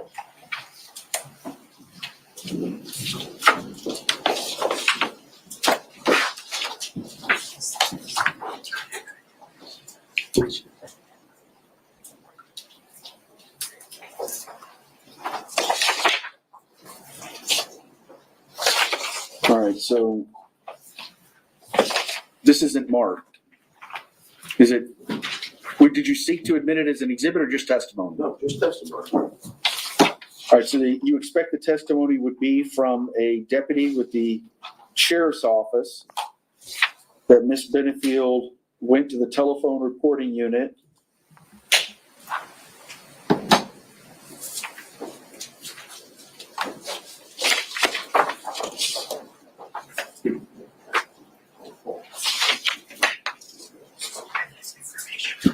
on December 6, 2019, Phone call.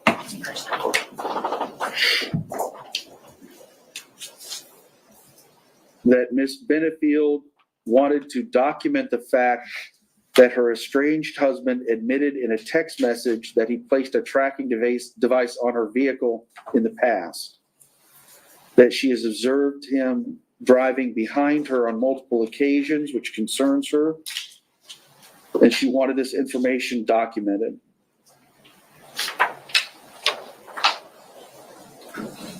She brought her vehicle to a local auto dealer, but a tracker could not be found.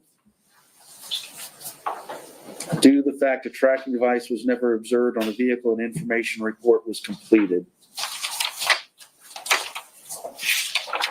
She was doing everything right. She was documenting everything. She was trying to get the sheriff's office to help her. Pops, USMC, you did it right. Thanks for the deuce. Says, did I do this right? Bonafide Boomer here. You got it, Boomer.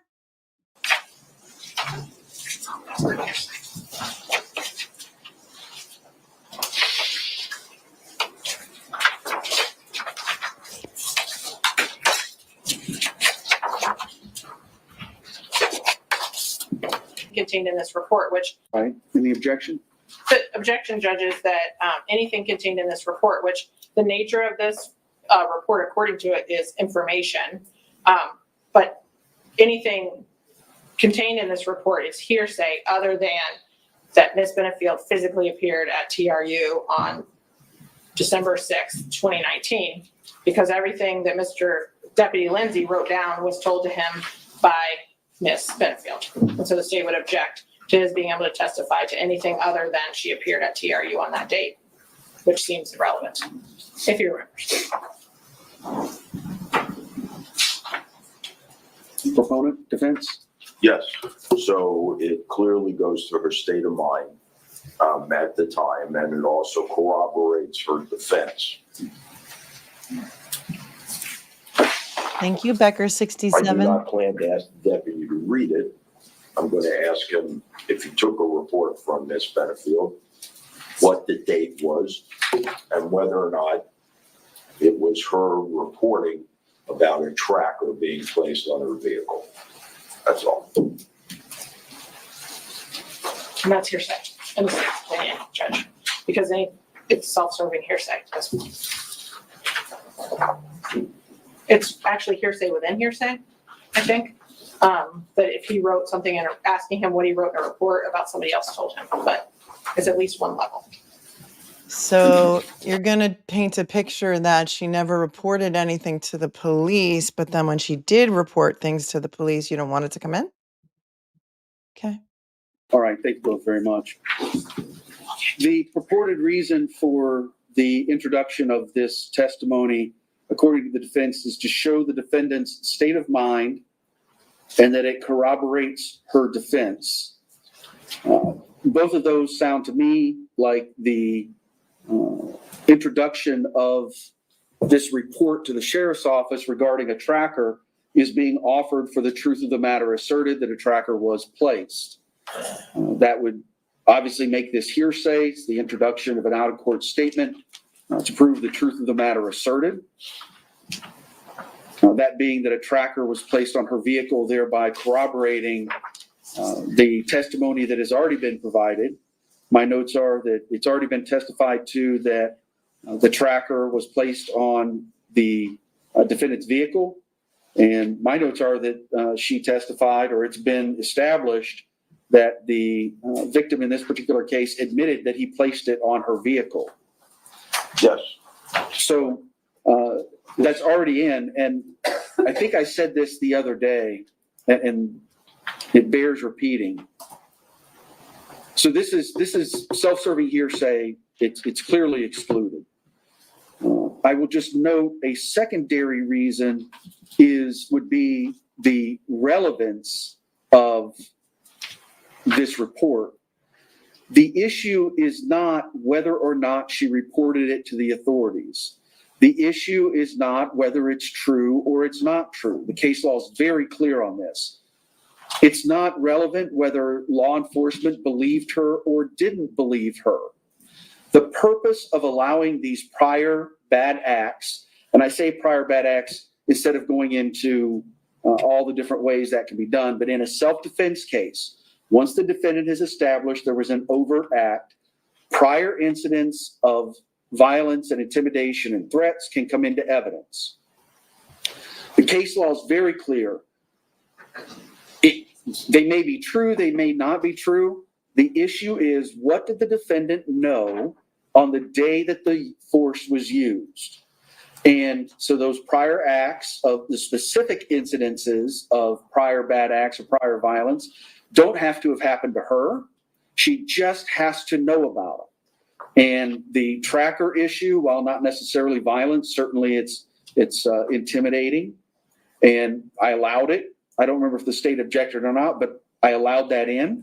The testimony is in. Whether she reported it to law enforcement is of no moment. Whether it's true or not, because put it this way, the tracker wasn't found, so it was just an information report. It doesn't matter if it was found or not. It doesn't matter if this officer believed her or not. The issue is, it's something she's aware of. She testified to an overt act. It's already in evidence. So at this point, this is not marked. What was who was the next person? What was his name or her name? Lindsay. That was Deputy Lindell. Lindsay. Scott Lindsay. It's on Scott- top of the report. Scott Lindsay, I'm sorry. Lindsey.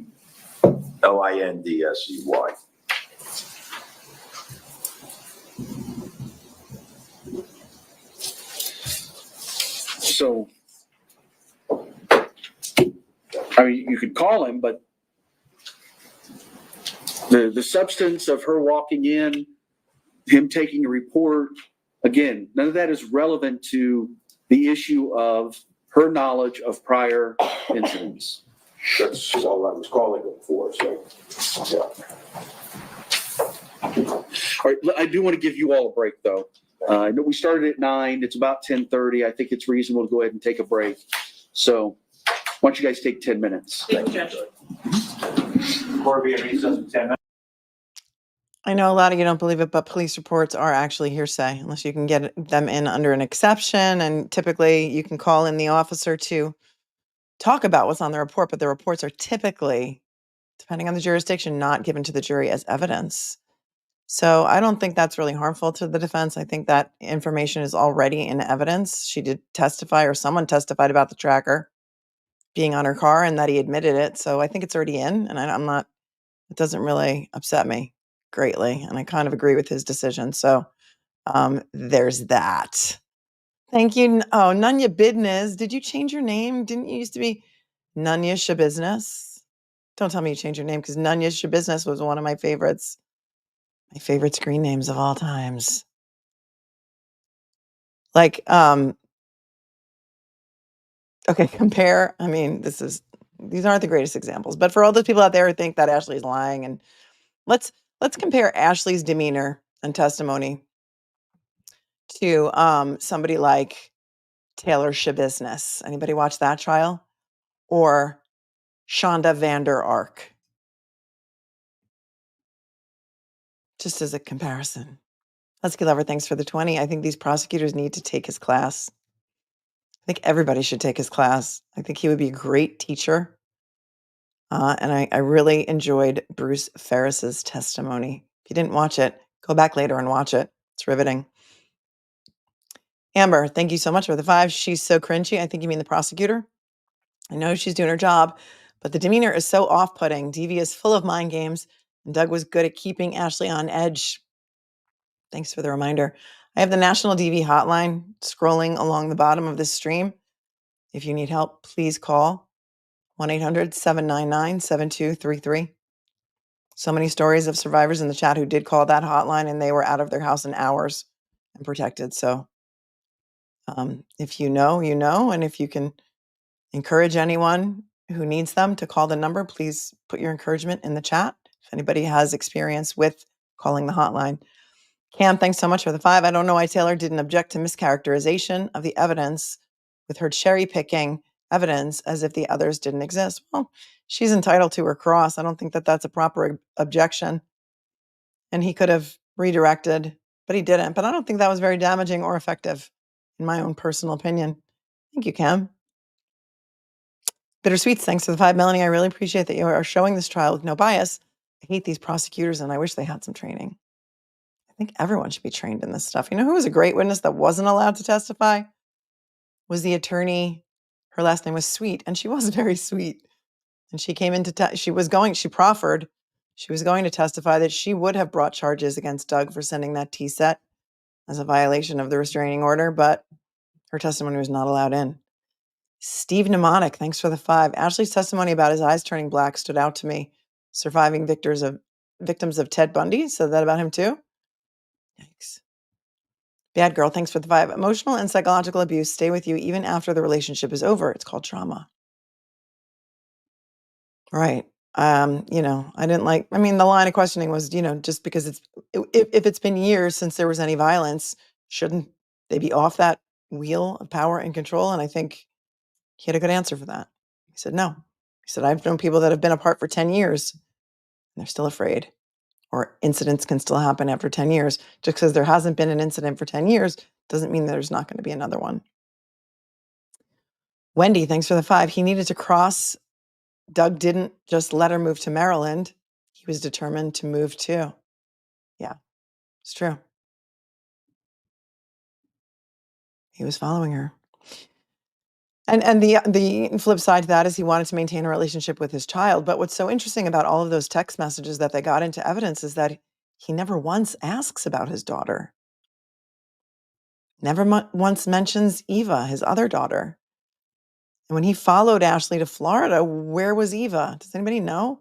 I really don't know. Pure jealousy. Thanks for the 5. I moved across the country away from my ex. It's been 6 years. I still get emails daily. I'll always be looking over my shoulder. The fear doesn't go away. Oh, the block button can be your best friend. Unless you're still co-parenting, then you have to maintain some sort of communication, but I'm so sorry. Pure jealousy. Viloma says, sir, Melanie's commentary is why we're all here and not in those other unhinged chats. Thank you for the 5. Pointing that out. Just Aaron, thanks for tuning in from down under. Normally replay crew. I resonated with Ashley on her direct. I survived similar things. It was jarring to listen to. She wholeheartedly protected herself, in my opinion. Thank you for providing a safe place. Well, thanks for coming in all the way from Australia, Aaron. We appreciate you and your support. I'm just a girl in the world. Thank you for your generosity and your super sticker. Brian Whipple, the people who complain about pausing crack me up. Please pause and say something entertaining so we can fast forward the sidebars. That's what I'm trying to do, right? Sometimes we try and make it light. Anybody who can make me laugh during a stream wins. Wins. DV Hotline scrolling is fab. Class act Mel. Thanks, Helene. Anne Ruby, thanks for the 5. I like hanging out with you, Melanie. I learned so much and you make me smile and happy. Oh, thanks, Anne. Athena, thanks for the 10. After 2 decades, my ex still tried to verbally abuse me at our daughter's wedding. Once an abuser, always an abuser. They never change. Thank you, Athena, for sharing your experience and helping some of the other people in the chat feel like they're not alone. I'll allow it. I'll allow it. Thank you. Thanks for the deuce.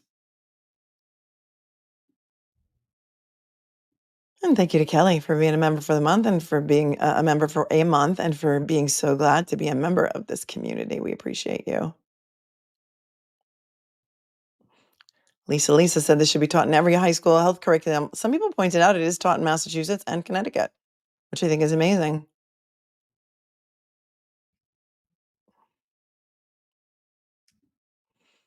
Helen, this highlights how Heard's behavior set back DV victims being believed. I know. That's what I hear a lot of people in other chats saying. She's like Amber Heard. And I think a lot of people are drawing their references from that. And I don't know that that's the greatest place to draw references from. But yeah, I think we've been set back. Women in general, survivors, victims, not just women, men too, have been set back a long time. Catherine says, thank you to all the survivors who tell their stories. Mary is pointing out that 988 is the mental health hotline anywhere in the U.S.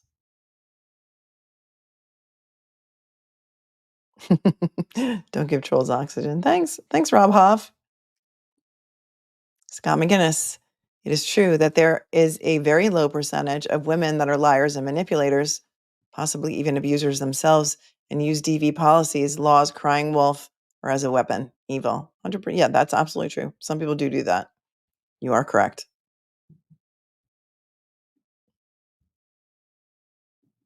Annie Banani, thanks for the 20. In honor of my daughters, my sister, and my best friend, the eyes do turn black. Scary. Oh, Annie, I'm so sorry.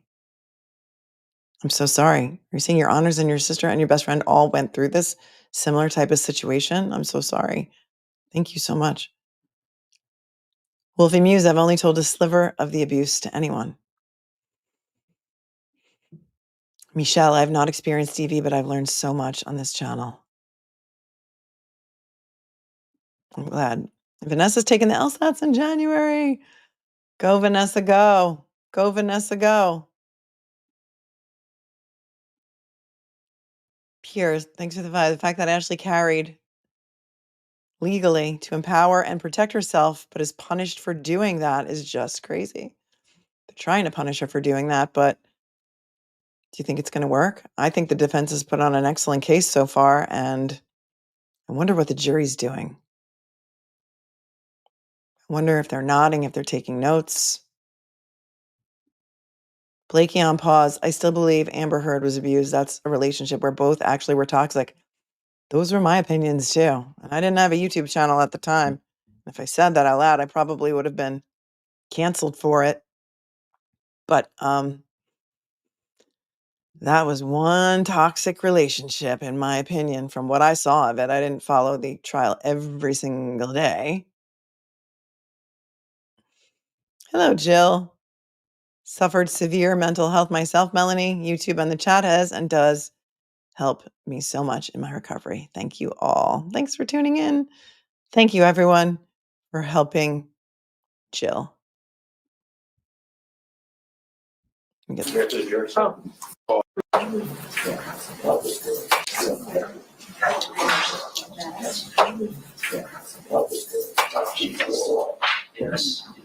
right, Mr. Taylor, do you have your next witness?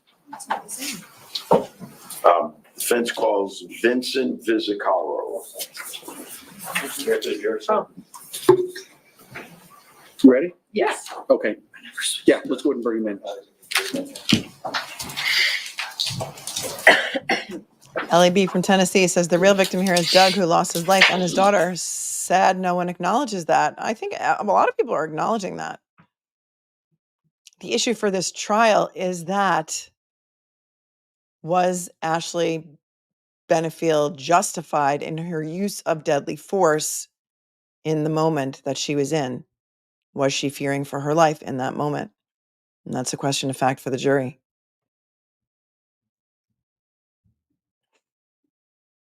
I think there can be more than one victim.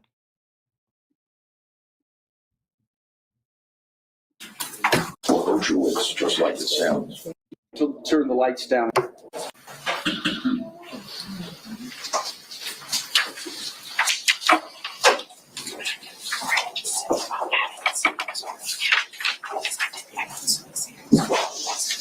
All right, y'all can have a seat. Welcome back, everybody. Hope you got. Hi, Jessica. I guess I don't understand the comment. Jessica says she is more manipulative, eggs him on till he reacts. She led him on and gave him mixed signals. And you need to be extremely clear and straightforward to people like Doug, or else they will hang on to.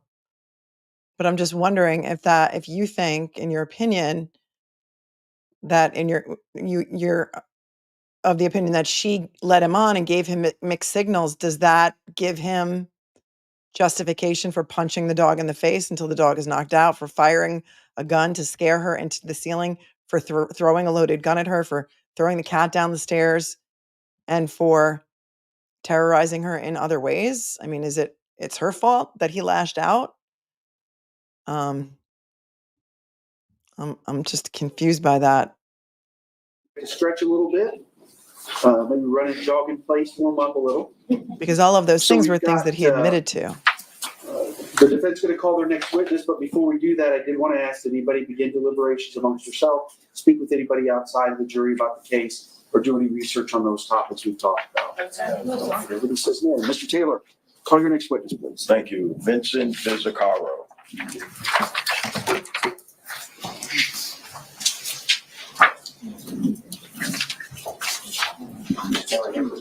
Case of clerk, please right hand. Do you solemnly swear affirm the testimony you're about to give will be the truth, the whole truth, and nothing but the truth?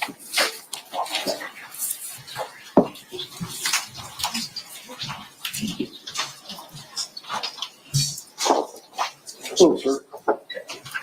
As the deputy said, just make yourself comfortable in that chair. My name is Judge White. I'm going to be presiding over the case. You can adjust that microphone up, down, left, right as you need. Stay about 12 to 15 inches away. Speak in a loud, clear voice. It'll pick up everything. Sounds good. Good morning. Morning. Would you tell us your full name and spell your last name for us, please? Vincent Vizzacaro, Vizzaccaro. All right, Mr. Vizzacaro, I'd like you to try to keep your voice up if you could. Will do. What do you do for a living, sir? I'm in real estate. And where are you a realtor? Lakewood Ranch, Bradenton, and Sarasota areas. Do you have any particular specialty? Residential homes in Lakewood Ranch. How long have you been doing that? About 8 years now. I want to ask you whether or not back in 2018, you had occasion to deal with an individual by the name of Douglas Benefield. Yes, I did. Would you tell us the circumstances under which that relationship took place? Yes, he contacted me looking for a home. Hearsay. I'll overrule at this point. Hold on. When did he contact her? Looking for a home? Hold on. 2018.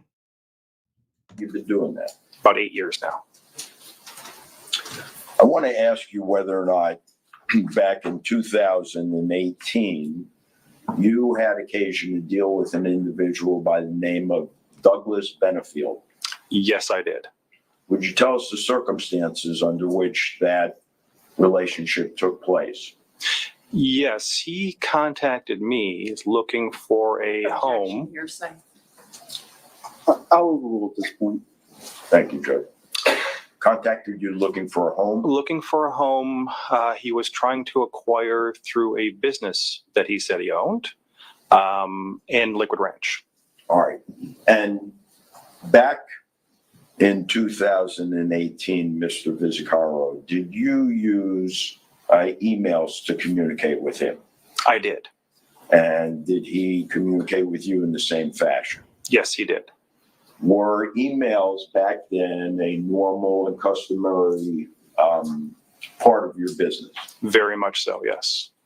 Did you preserve the emails as they related to each client's files? I do that, yes. And were the emails under your care and custody? Yes. Mr. Vizzacaro, I'm going to pass to you what we've marked as defense exhibit number 27. Can we approach, Jen? Yes.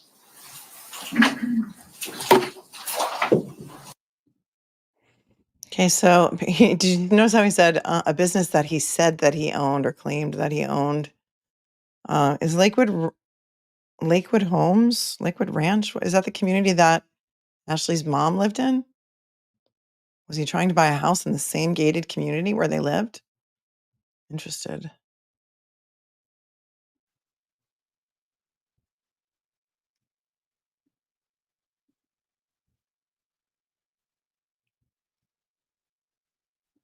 Allie B from Tennessee says, if this was a man, would this chat be as biased?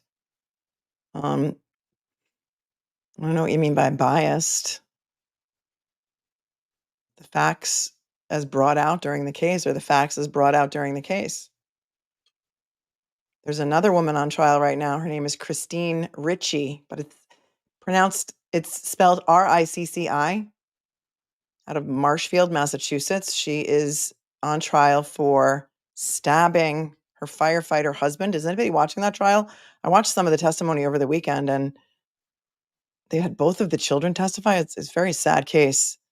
I don't think that this chat is Members of the jury, I do need a few minutes to resolve a legal issue.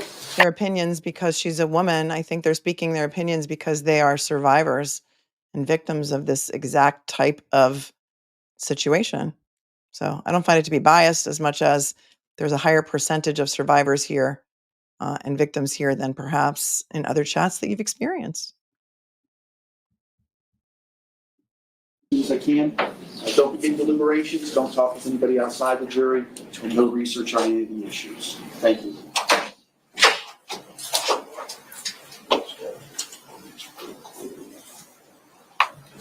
Thank you, made by Christy. I believe he was abusive. I've been so conflicted in this case, but I've come to that sad conclusion that I don't believe her actions that day were justified, even with her testimony. Thank you for that. And, this is up, the jury is the finder of facts here, not us. And the jury's going to have to make that determination based on their finding of fact here. And that's why we have jury trials. But in Florida, there's only 6 people who are going to sit on this jury. Most states, including New York, we have 12 on a criminal trial, but there are only 6 in Florida. Florida rules, go figure. Mr. Cara, what I'm going to do is at this moment, I need to do some research and speak with the attorneys. Okay. So I'm going to excuse you to the hallway. There's a thing called the rule of sequestration. Don't talk to any reporters in the hallway, sir. All right, I'm just going to ask before I start doing my research, do you have any cases that you want me to know about right now? No, Your Honor. All right, so I'm sorry, go ahead. We're traveling under the words in the statute, specifically 9803(6). Understood.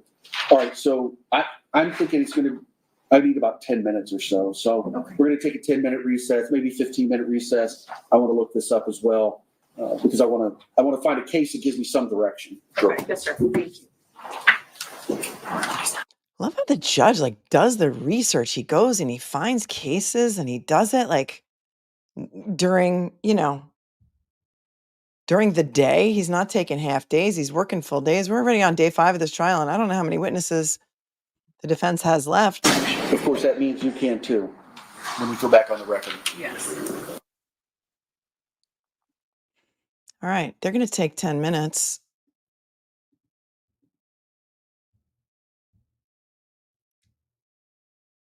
Kamala says, we have the stand your ground law, but I'm surprised how many are charged in Florida. Remember Zimmerman? Is that the guy who shot the guy in the movie theater for throwing popcorn at him? That was a crazy case. And he was acquitted, right? That was a crazy case. Liz Mitchell says, thanks, fantastic coverage. Thanks, sending love for the UK. Thank you. Thank you so much. Blessed mom from Texas, 3 months and going. Love you, Melon, all my home. Oh, thank you. All right, here's what we're going to do. I'm going to take a quick break, and so should you. Go get yourselves some hydration. I need to go fill up my iced coffee. I'm going to put the court is on a break sign up, and we should be back here less than 10 minutes, not before. Everyone, go get a break. Mods, take a break. Thanks, guys. Be right back.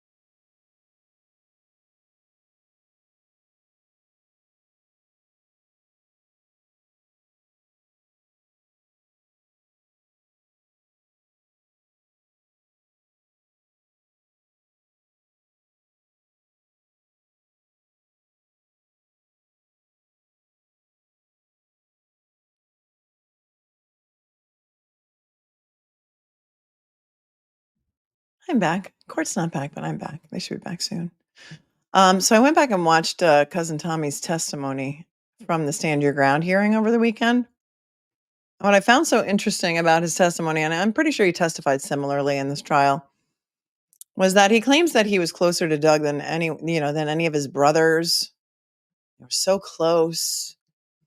And yet he also testified that in April of 2017, he called Doug because he was going to be in town. I think he had a layover or something, and he wanted to go out to dinner with Doug. And Doug said, "Oh, well, Ashley's not feeling well, so why don't you come over to the house?"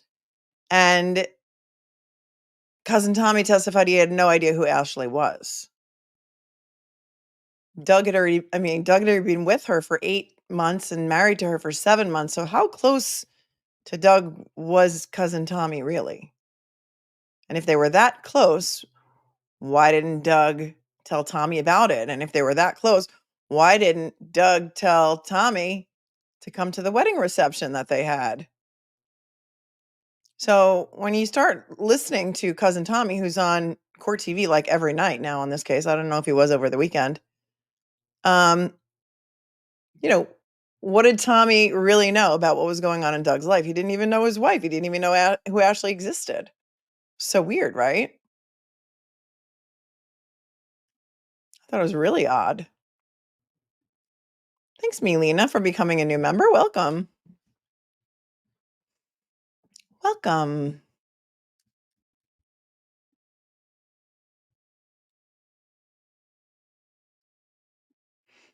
Tommy isn't even sitting with Eva in court, says Nikki. Inside Your Bones says she wouldn't have pulled the trigger unless she felt she had to. That's the truth in the matter. She didn't want to. She wishes she didn't resort to that. She feels guilty due to saving herself. And that's an opinion that maybe some of the jurors will share.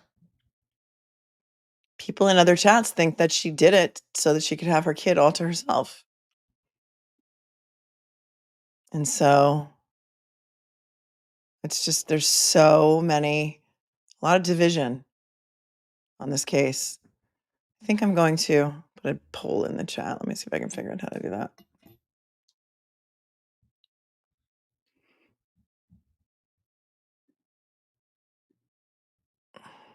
Talk amongst yourselves. Talk amongst yourselves for a minute.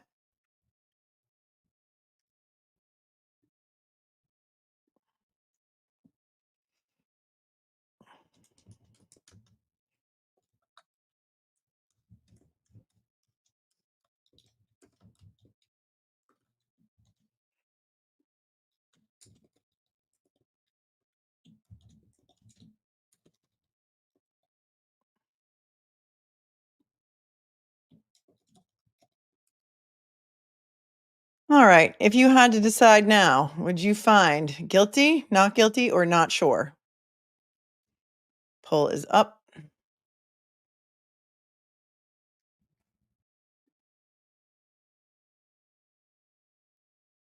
Take a look and vote if you so desire. Never trust anyone named Tommy. How about never trust anyone named Tommy who spells it Tommie? I've never met a Tommy who spells it Tommie.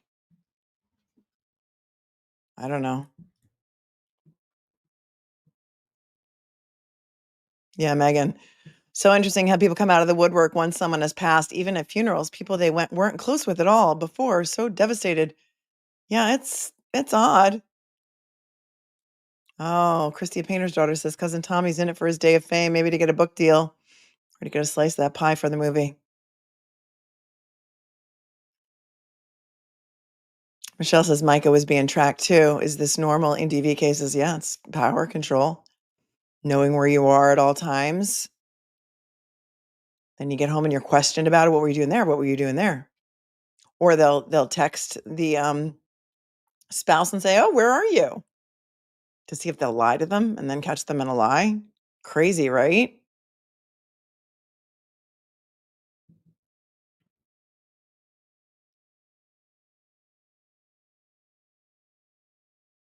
Is the poll up? Because I don't see it on my phone, but I put it up. No, I don't see it on my phone. All right, they're back.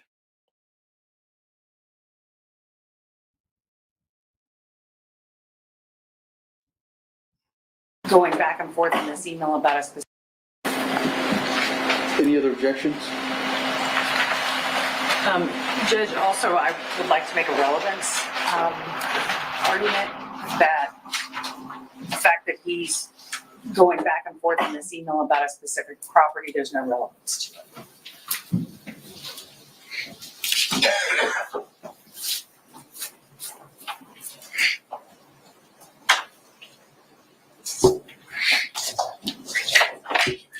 All right, proponent, go ahead, sir. Well, I think it's admissible. One is a business record, which we've already qualified. Business records traditionally contain hearsay. And under the statute, Your Honor, specifically subsection C, we got this email from the state. However, we then gave it back to the state in its isolated form. They have not filed any objection to it, so they've waived that objection according to the business records exception. We also believe that it shows Doug Benefield's state of mind that he was in the process of buying a home directly behind Ashley Benefield's home during the time period when the South Carolina injunction was in full force and effect. What? He was trying to buy a home directly behind where Ashley was living with her mother at the time that the restraining order in South Carolina was in full force and effect. Does that change your mind, anyone? If you were leaning towards not guilty, does that change your mind, anyone?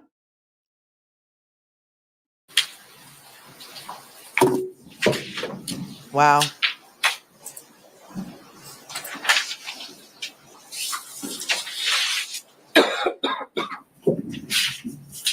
All right, anything else, sir? State. Judge, I found a case I would like to put on the record, Thomas v. State, 993 Southern 2nd, 105 from 2008. It is specifically addressing an email that was put in as a business record. I didn't have long to read this, but it was an email that was sent to an apartment complex manager of some sort, and it appears as though it was not qualifying as a business record, and additionally, the hearsay within the email was not admissible. There is a yellow flag, and I'm trying to look at it now. Yellow flag. This is a red flag. A red flag. If you're just tuning back in from the break, the defense is trying to enter into evidence some emails between Doug Benefield and the realtor who is on the stand currently, who's not in the room right now, and neither is the jury. Emails indicating that Doug was attempting to purchase a home right behind the home that Ashley and her mom were living in during the time that the restraining order in South Carolina was in effect. Now they're arguing why it should be kept out, the prosecution. Wow, I didn't know that. Those are new facts for me. Hi, Team Brittany.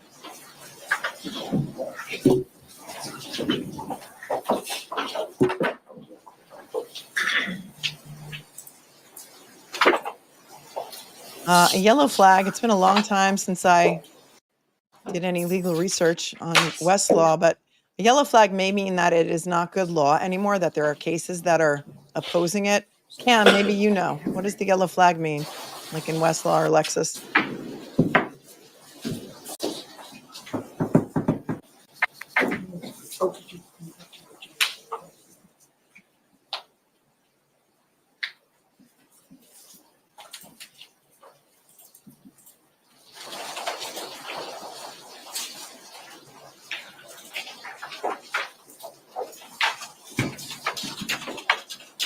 Julie Albright, thanks for tuning in from Australia.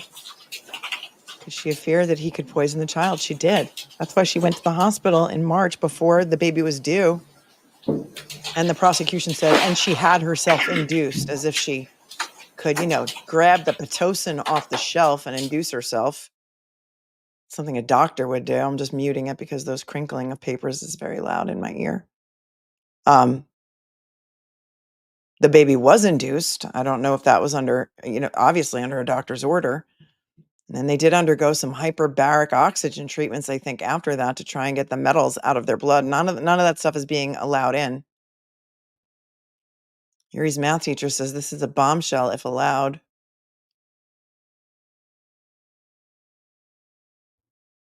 I agree. And I guess the question is going to be is, did she know about it? Thanks, Julie, for the super chat. Mrs. Michelle O'Hare, so nice to see you this morning. Thanks for the 10. Regarding bias, I'm not biased. If you haven't experienced it, you won't get it. I'm thankful if you have not experienced it. My formative years were nothing but abuse. Doug admitting to animal abuse was a big deal for me. What kind of person intentionally harms a family pet or any animal? A psycho? Thanks, Michelle. Oh, Lori Life 360 for the win. Thank you so much for gifting 5 memberships. You're always so very kind and generous to this channel, and I appreciate you so much. And to those of you who are randomly selected by YouTube to receive those memberships, welcome. Thank you for somebody, Cal D, coming in. That's what it means. Yeah, that's what it means in Westlaw, that there's some law that may be not good. And Cal, I think at the very end, wait a second, Judge. We're not ready for you yet, Judge. You can't start talking until we're ready. Yes, distinguishable or not current law on the issue. Thanks. Look at me being right.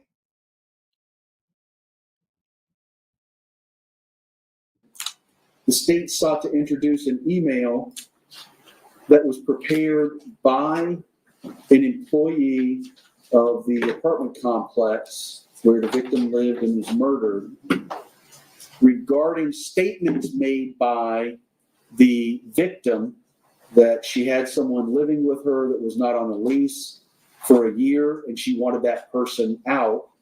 And obviously the state was introducing that to prove that that was the defendant and that the victim was trying to evict him, and that was part of the reason why he then murdered her.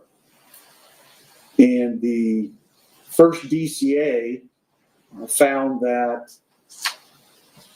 even if the email from the employee's side qualified as a business record, and it seemed to, I think so. I don't see where they actually found and held that the email was a business record, which was my original question, but ultimately concluded that the statements that were made and then by the employee and then communicated through that business record, those statements were not, well, first they're hearsay, but they were not part of the records and the data compilations of the business itself. And that I think they should come in. Hearsay may exist within exhibits that fall within an exception, such as business records. Those hearsay statements must still qualify under a separate exception to the hearsay rule. And in this particular situation, if I'm understanding correctly, what the defense is asking is to introduce Defendant's Exhibit 27 through Mr. Vizzacaro as his business record that he keeps. But according to Thomas, and then they also cited a prior case of theirs, Van Sant v. State, VANZANT, 372 Southern 2nd 502, Florida 1st DCA 1979. Even if this qualifies as a business record, which again, I have not found a single case that says it does or doesn't, and I don't see in my review of Thomas where it says it is or isn't. Yeah, that's why case law needs to change, Judge. These cases are old. They don't even take emails into account, some of them, before email was even invented. But the statements of Mr. Benefield are being offered to prove the truth of the matter that he's looking to buy a house in Lakewood Ranch are hearsay without exception. But the exception, Your Honor, is his state of mind. It clearly shows Mr. Benefield, let's not forget what the defense is here. The court's allowed me now to bring in evidence of domestic violence. And here is Mr. Benefield, Judge White, negotiating with the Realtor to buy the house directly behind the home where Ashley Benefield lives. Yeah, that's huge. And he's doing it at the time the South Carolina domestic violence injunction prohibits that. Yep. He would not be able to buy that house directly behind Ashley Benefield's home. It's like 200 feet away, 100 feet away. And their own detective tried to make her look crazy by saying she was constantly calling me, trying to get me to arrest him. And look what he's trying to do. And it's a continued pattern and practice. It's a good argument to me. On 90.8033, than existing mental, emotional, or physical condition. Judge, his emotional, mental state, that still has to be material to a material fact. And his state of mind at that time is not a material fact. Also, I think the defense is misrepresenting some of what's in the email. Mr. Benefield never said he wanted to buy the house. He said he wanted to rent the house, and he said, I'll have to check with Ashley first. So I think... Oh, does that make a difference? He said he wanted to rent the house or buy the house. He wanted to live in the house directly behind her in direct violation of a court order, restraining order. Misrepresenting a material fact. You're trying to say that she was not abused and she had no right to defend herself with deadly force. Some of the misrepresentation that's going on, we should probably just read the email. But I don't think it has anything to do with his state of mind. His state of mind at this point in time is not relevant. It goes to whether or not he was abusive, doesn't it? Yeah, as if renting is different. Come on, Judge.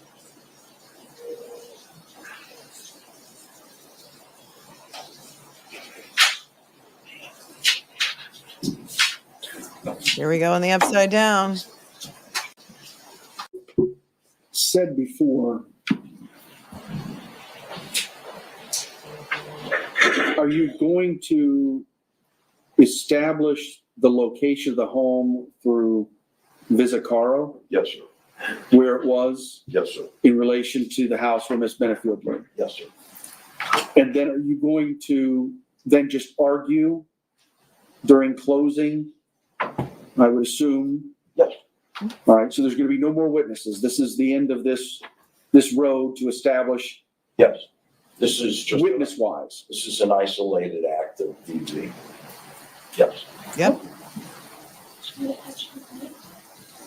All right.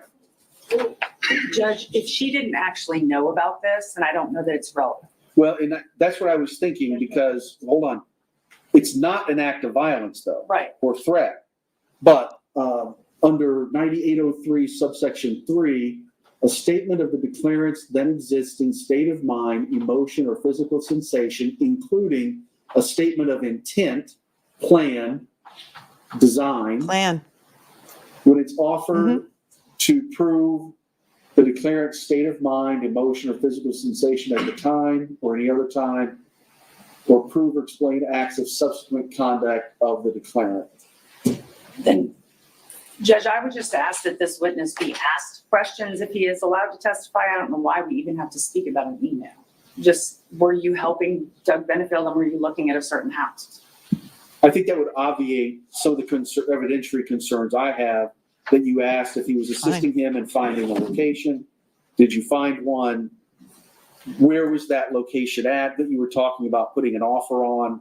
Indeed, and if the court rules against the admissibility of the email, that would be my intention.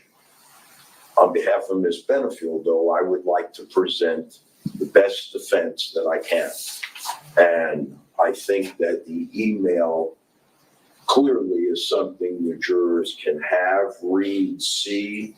It's tangible. It has the same kind of impact, Judge, that the prior inconsistent statement of Gillum or the emails involving Stephanie Murphy does. And in the absence of a reason why it should be kept out, I would like to admit it. All right. Thank you both very much. I'll allow the admission of defendants exhibit Wow. 27 under 90.803(6) for the Realtor's portion and 98.03(3). Another win for the defense. Benefield This is portion. huge. With the understanding that, again, this is a relatively collateral matter. In and out, Judge. In and out, Judge. All right, can you bring the witness back in? Lamisa Filipino Food Club is correct. Renters can move in oftentimes almost right away. Closing on a house can take forever. 100%. This is huge for the defense. Huge. Wow. This is insane. Is this new information?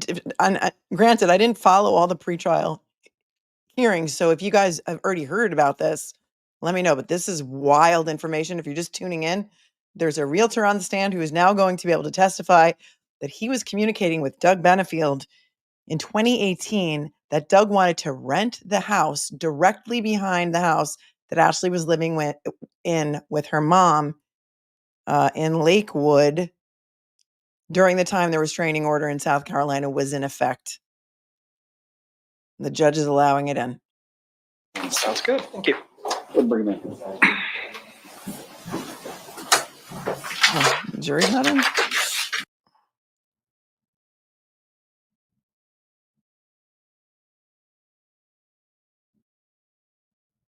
Just going to ask them if they've spoken to anybody, done any research. They say no. Mr. Taylor, you may resume your direct examination. Thank you, Judge White. Mr. Fisicaro, when we last broke, you told us you were a realtor and that Douglas Benefield had contacted you relative to a house in Lakewood Ranch. That's correct. All right, I'm going to pass to you, Mr. Fisicaro, what I've had marked as defendants exhibit number 27.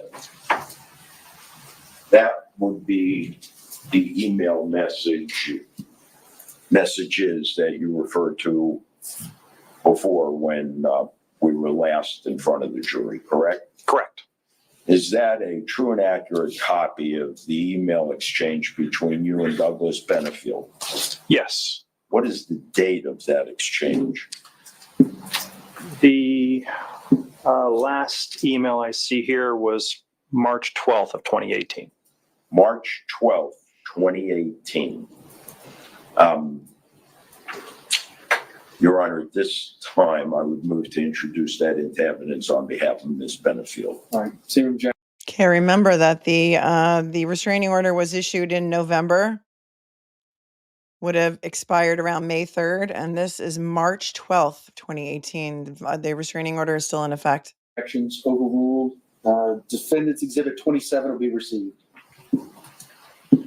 Now, Mr. Fisicaro, I know you've told us that the home, do you recall the address of the home? Yes. What was? 5060 Newport News Circle. All right, I'd like, with the court's permission, to dim the lights, and we're going to put a diagram up there for you.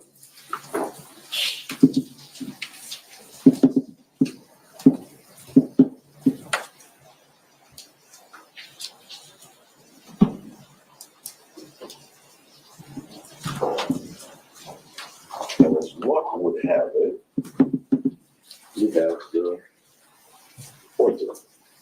Okay, so this will give you The beam? Okay. Would you please show us on that diagram where the house was that Mr. Benefield contacted you about purchasing? This one right here. Right there. Now, that house Is it directly behind the house in front of it with a red dot on it? Yes, yes, it is. Okay.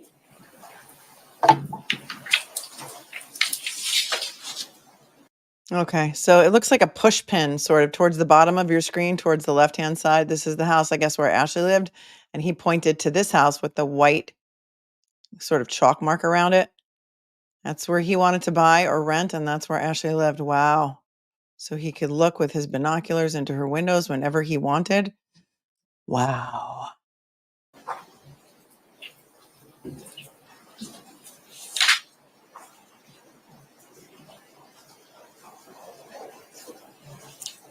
Do you know, Mr. Vizicaro, who was living in the house with the red dot at 11331 White Rock Terrace? No, I don't. And do you know whether or not, if I may,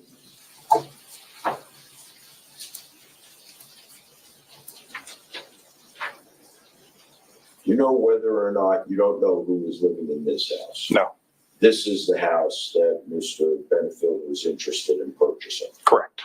Do you know whether or not Mr. John Santley? Okay, so it's not the house with the white around it. I was incorrect. It's the one to the bottom of that. So it's even closer to Ashley's house, like literally directly behind it.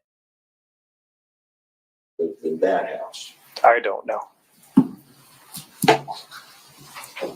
Give me just a moment, Your Honor. I don't believe I have anything further. Wow.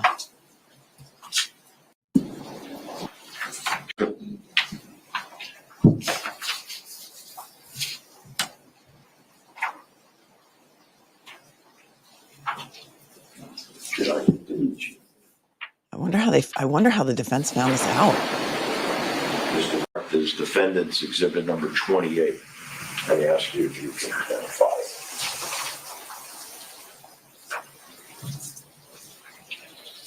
Yes, that's the house. That's the house that Douglas Benefield had contacted you about purchasing. Correct. And is that in exhibit 28 a true and accurate reflection of the locale? Yes, Does it have a dot on it? it does. Does it have an address? It does. What is the address? 5060 Newport Circle. Newport New Circle. On Excuse me. behalf of Ms. Benefield, Your Honor, move to introduce that as defendant exhibit 28. No objection. Received. That's all. Thank you very much, Mr. Fisicalo. Oh wait, is there going to be a cross? Gotcha. Oh, he's like ready to go. So you've had the opportunity to review the email, correct? Yes, I have. If I could just That's right. grab it real quick. And for the record, this is case exhibit 27.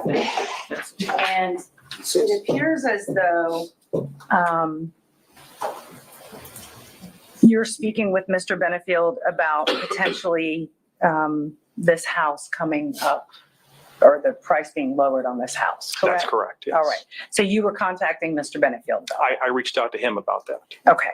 And he actually said he may just want to rent. Isn't that correct? That is correct. And he also said he didn't want to do anything without speaking to Ashley first.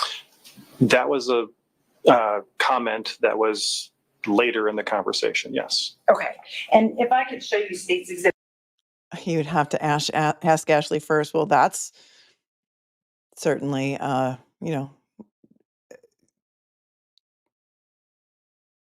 offered to prove the truth of the matter asserted by the prosecution. They want everyone to believe that he was going to ask Ashley first. What say you?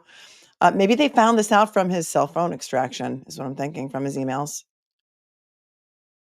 Exhibit 27. It's very small type at the top, so you might be able to. That's why. Record defense exhibit. I'm sorry, defense exhibit 27. Does he say there that he needs to speak with Ashley first? It appears that way. Yes. Okay. Yep. Thank you. No further questions. Can you redirect? No. Can the witness be released? Yes, sir. Ma'am? Yes. All right, sir, you're released from your subpoena. You're free to go. Thank you.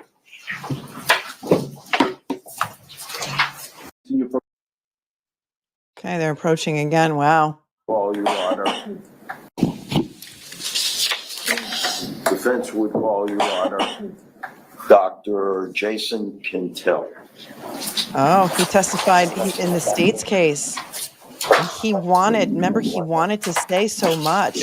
And then he sighed once, and then Mr. Taylor said something like, "Oh, you have no idea." And then the judge sent the jury out and yelled at Mr. Taylor for doing that. This therapist seems like a really nice guy, and he's back today looking dapper. Look at him. All right, Dr. Q. Dr. Quintal coming back for a repeat. Hello, Doctor. Welcome back. Hi there. Thank you. As you may recall, my name is Judge White. I'm presiding over the case. Same rules as last time. Just make yourself comfortable. Adjust that microphone as you need. Speak in a loud, clear voice. Okie dokie. The House thing happened in March of 2018 when the restraining order from South Carolina was still in effect.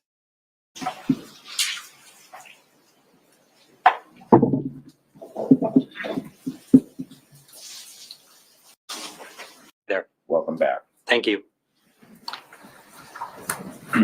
As a result of the counseling sessions that you had with Douglas Benefield, did you reach any conclusions with respect to Doug?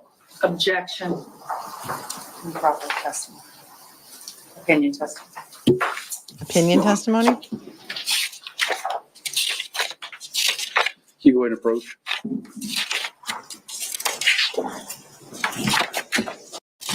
He treated them both. I don't recall if he may have been a court-ordered therapist with regard to the family court matter.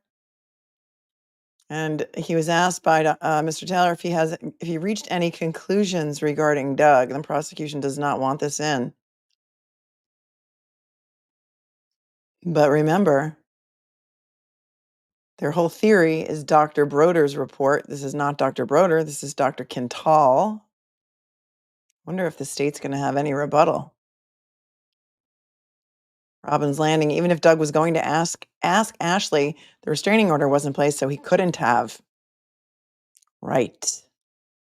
I like this doctor too. Okay, we're on real time. Yay.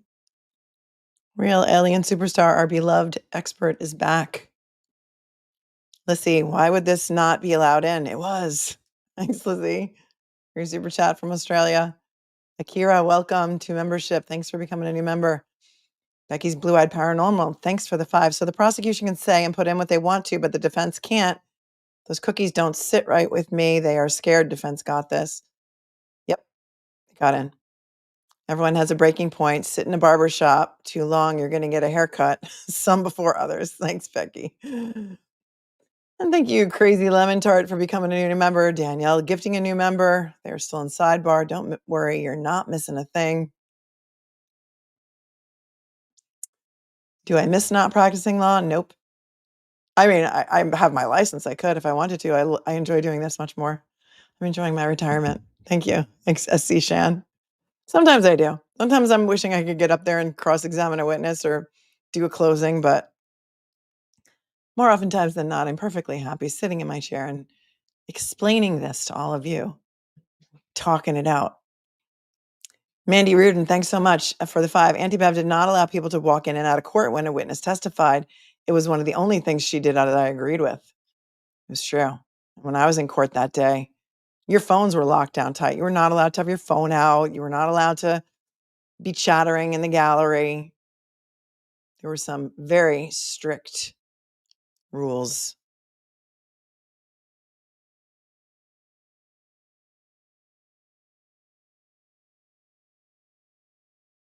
Jill Shelmer says, OMG, people who are fortunate enough to not know what PTSD is, should not be judging her behaviors while her every move is under a microscope. Yep.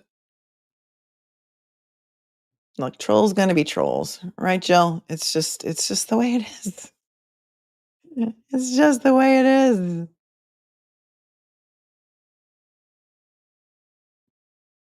Blakey on pause. This case makes me want to go into law. It's never too late to dream a new dream. Look at me. I'm a YouTuber after 30 years of practicing law. So it's never too late to pivot or to do something new or to find your new passion, right? Kristen says the state has had an issue with every witness and every piece of evidence. Yep. Yep. Tracy Mulligan. Or sorry, Malahan. The fact that he was looking to rent, breaking the injunction proves he did not take Ashley's words seriously. He heard but ignored her wishes. Abuse. Well, not only that, he's violating a court order.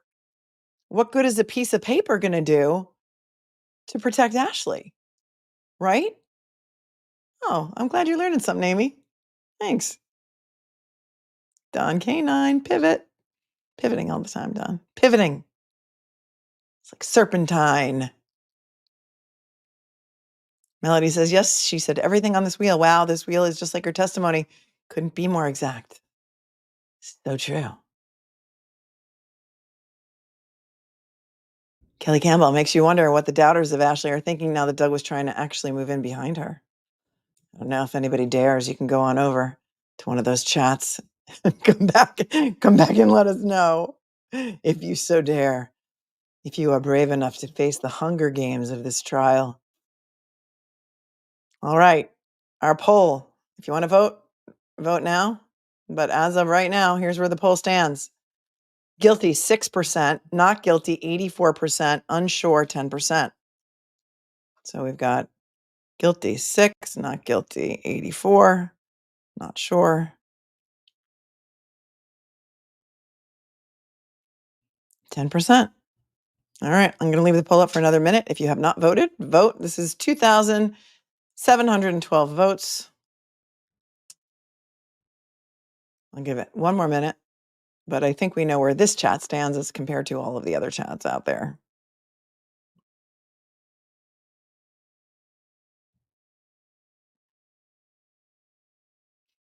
Catherine Dinwiddle says a piece of paper cannot stop anger and rage. Nope.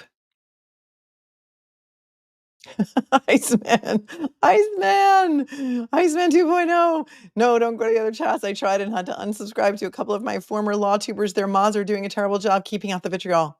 I love my mods so much.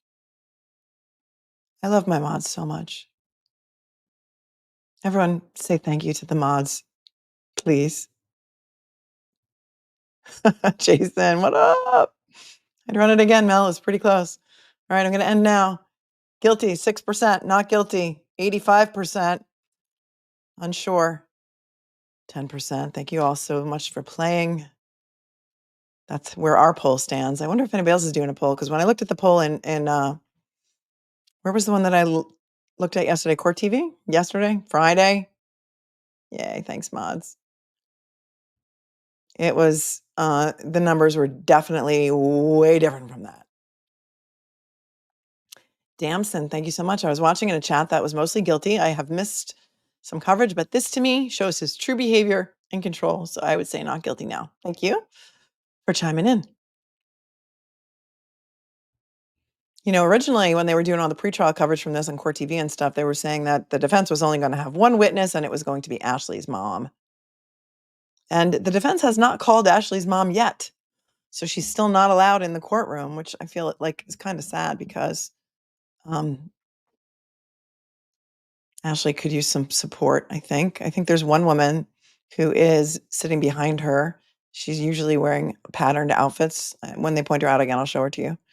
Who's a friend of Ashley for about 9 years, who's there for support. I know I'd want my mom there too, CW. Wouldn't you?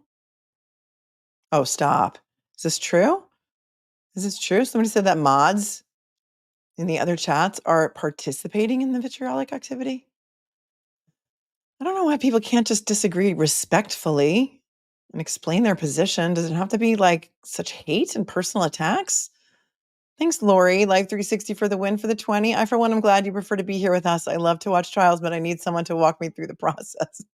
Listen, if I wasn't here doing it with you, Lori, I'd be here by myself yelling at the TV or yelling at the radio in my car and throwing things. So it helps me too. It helps me too. Thanks on top for your super sticker. And Samantha from Australia. This trial reminds you of Jodi Arias, but opposite. Sonia, thank you so much for your very generous 50s, the super chat from Portugal. Portugal, thank you for my support for the survivors. Thank you, Sonia. You're so generous to this channel, and you're always here, and we're so glad to have you.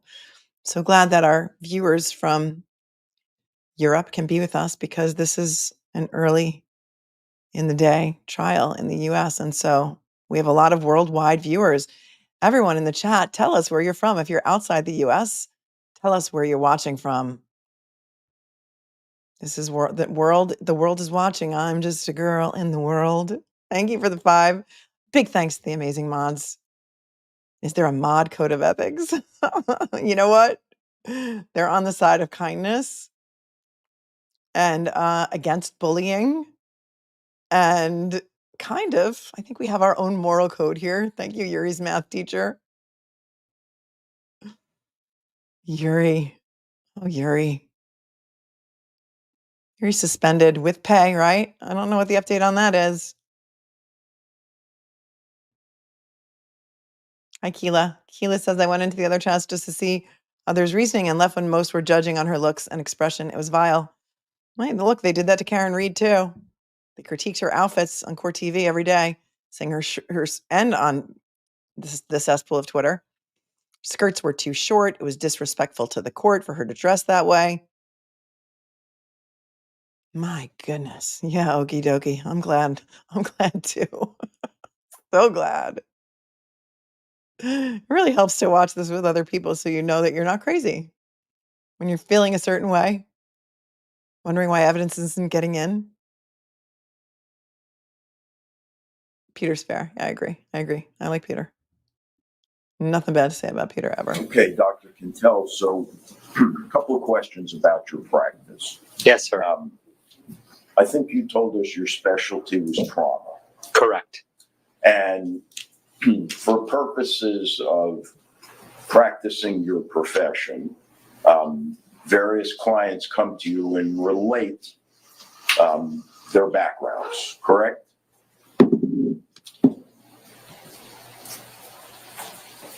Various people come to me and they've had traumatic experiences in their background. Some may be upfront in presenting them, some may not.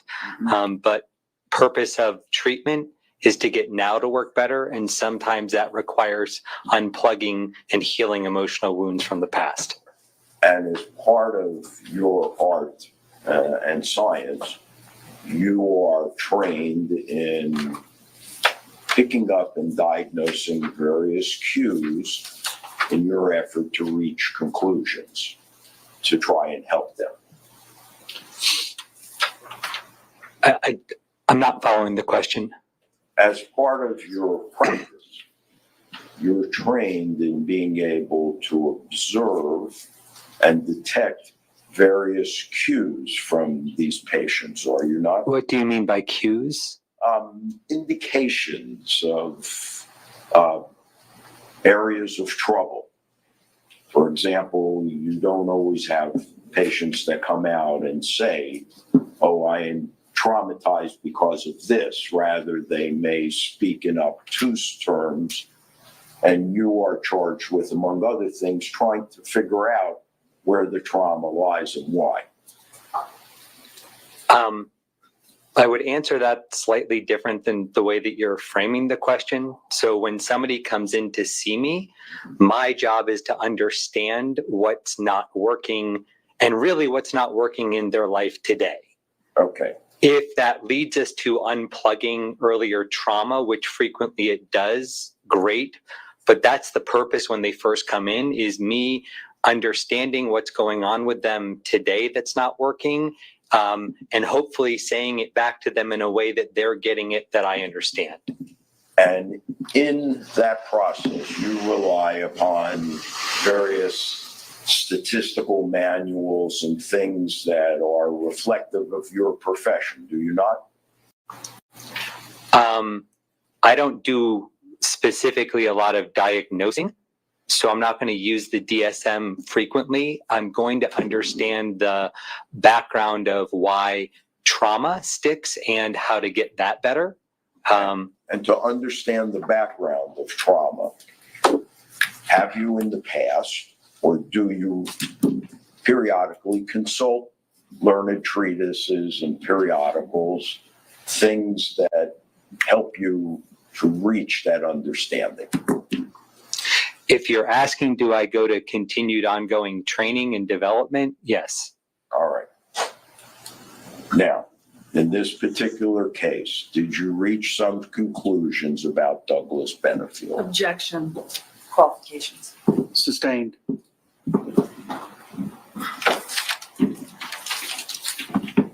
Did you counsel Douglas Benefield?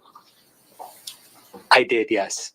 Both Ashley and Doug. All right. And in counseling Douglas Benefield, did you listen and absorb the various points that he was making to you?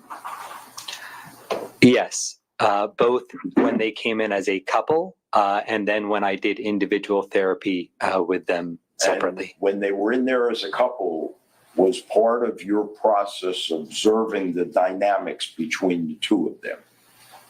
Yeah, I wanted to understand why they were seeing me and what stuff we wanted to get better. So certainly I'm paying attention to what they're telling me, how they're communicating, what they're communicating, and such. Okay. And part of that included how they acted when they were together and how they acted when you saw them separately. Yes, I would say so. Okay.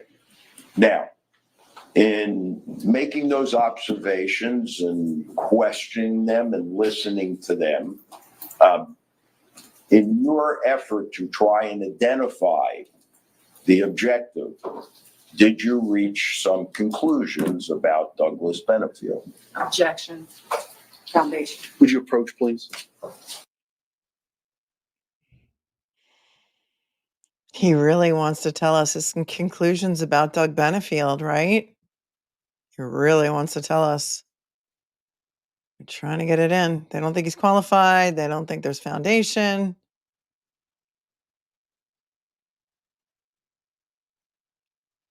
Thanks, Romo Victorio, for tuning in from the Kent Coast, and welcome so much, and thank you for your super chat. Kamala Norris, why can't we agree to disagree? I think being behind a keyboard gives some reasons to forget their manners.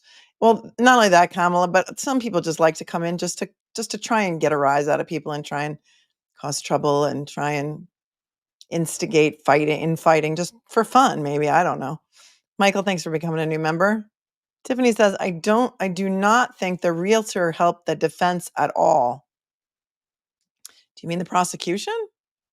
Or you genuinely mean the defense, that you don't think that proof that Doug Benefield was trying to buy the house directly behind where Ashley was living with her mother during the time there was a restraining order against him was helpful to the defense? I respectfully, completely, 100% disagree with that, in my opinion.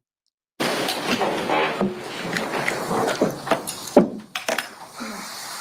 brief deviation, Dr. Pinto. Tell us what degrees you hold. So I have a bachelor's in psychology, a master's in social work, and a PhD in clinical sexology. How long have you been practicing as a psychologist? I got my master's in 98 and started working in the public school system. So since 98, 2006, I started a private practice. And since you've been in private practice, Dr. Can you give us an idea of the number of patients that you've seen in counsel? Thousands. And your specialty in counseling patients runs to all three of those fields that you have degrees in? Yes, I have a background in all of that, but my specialty is in trauma resolution. Okay. And when we speak of trauma resolution, explain to us what that is. So I think the first thing that somebody has to understand is trauma, or what we go through, isn't troubling because it happened, which is the conventional wisdom, is that because it was awful, it still hurts. But we're not troubled because it was bad. We're troubled because when it happened, emotionally the brain short-circuited and doesn't know that particular experience ever ended. So where therapy missed the boat is we felt that people buried and repressed, and we have to help them process and get it out of them. Where the methodology that I use is the reverse. It's about getting the good news in to the emotional part of the brain that doesn't know it's over. Think of it more like unplugging the memory, so emotionally the brain can read it as data about something that happened versus where it's been stuck as happening, which explains why when somebody frequently either talks about it, is reminded of it, or is in something similar to it, emotionally they're transported back to that awful moment, right? If you have a friend telling you about something that was troubling them, and as they're telling you about it, it's almost as if they go back there to that troubling moment. Mhm. So our goal is to keep the person more emotionally present as we unplug the emotional effect that the past has had. And in Wow. It's too bad that Ashley couldn't have been really treating him. That's her treating doctor. I don't know if he was a treating doctor or if he was a court-ordered doctor, but I think he was seeing both of them at the same time, so she couldn't really open up to him. But watching her is heartbreaking to me, in my opinion. It's my opinion. It's heartbreaking to me. that process, do you typically employ listening to patients? Yes. Do you typically employ making suggestions to patients?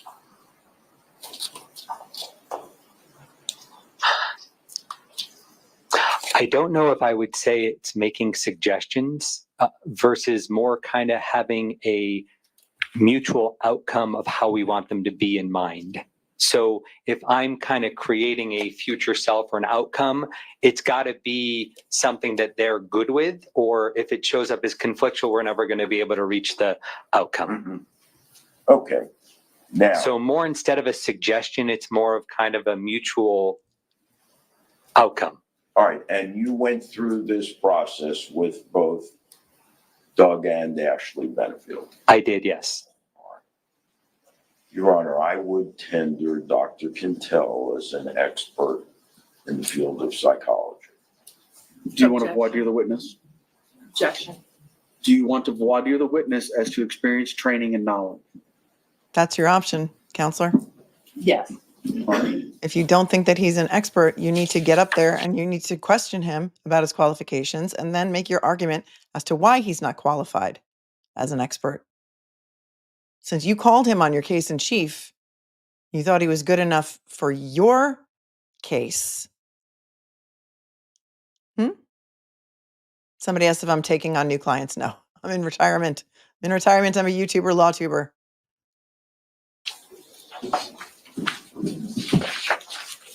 He's like, You go do ahead. most of your work now That's your in cat. trauma resolution, correct?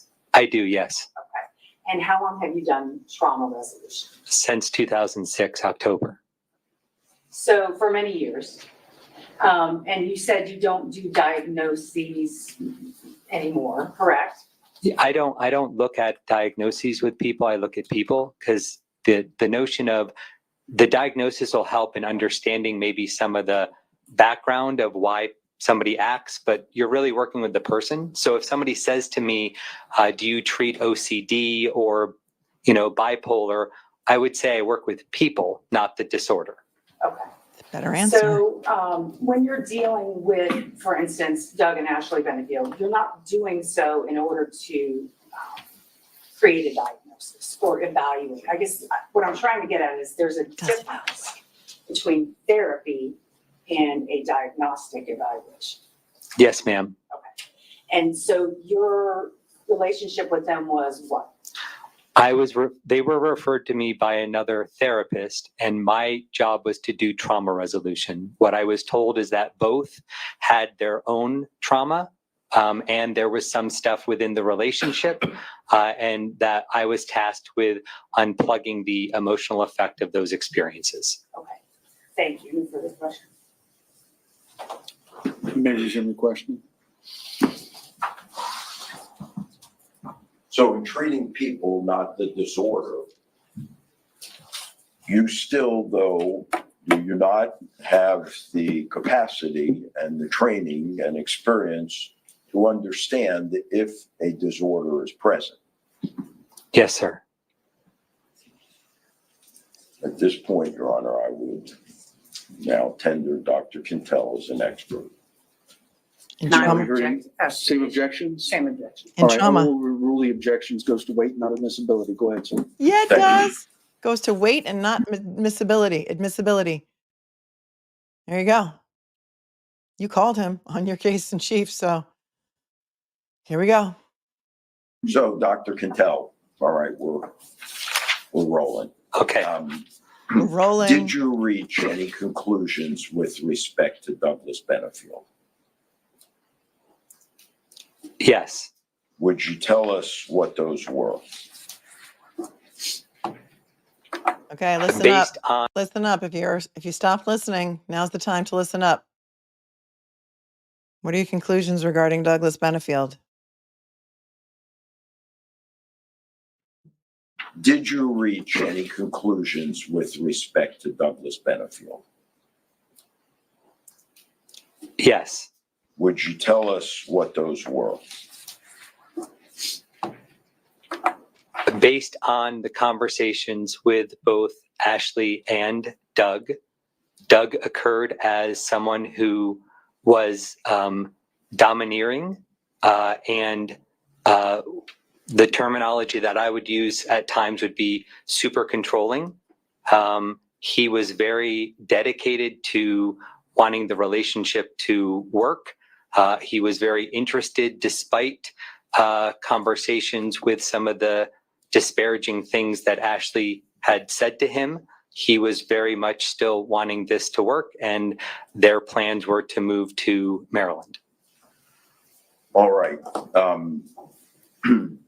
Did you reach any conclusions with respect to him being a real alpha male?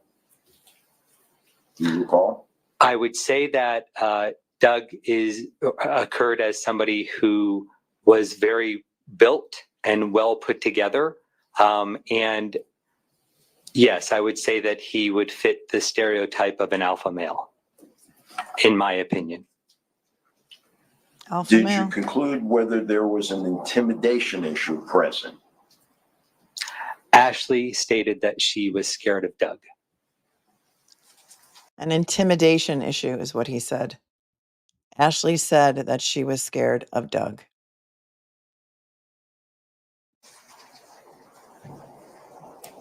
Did you reach any conclusion, Dr. Quintel, about whether Doug's depiction of himself as being godly was reliable? Objection outside of expertise. Overruled. Overruled. You can answer. Can you say that again, please? Sure. Did you reach any conclusion with respect to Doug's presentation of himself as being particularly godly? Yes, I think it was over the top. All right, and did you reach any conclusion as to whether it was genuine? I did not think it was fully genuine, no. Oh. Oh. Did there come a time when you inquired of Doug why he would want to remain in this relationship? Yes, I did. Why did you do that? Ashley had a lot of disparaging comments, stuff with CPS, claims of abusing their child. And I was concerned and curious why, with all of that negative stuff that may even negative affect his job and career with government, why he wanted to stay. And was it true that you felt he was hell-bent on being together? It's probably in his I know report. that he really wanted the relationship to work. Did you conclude that he was never going to let her get away? I don't know whether that's true, whether or not. I don't recall that. All right, let me pass this to you and see Please. if it refreshes your recollection, if I may. Refresh away, Taylor.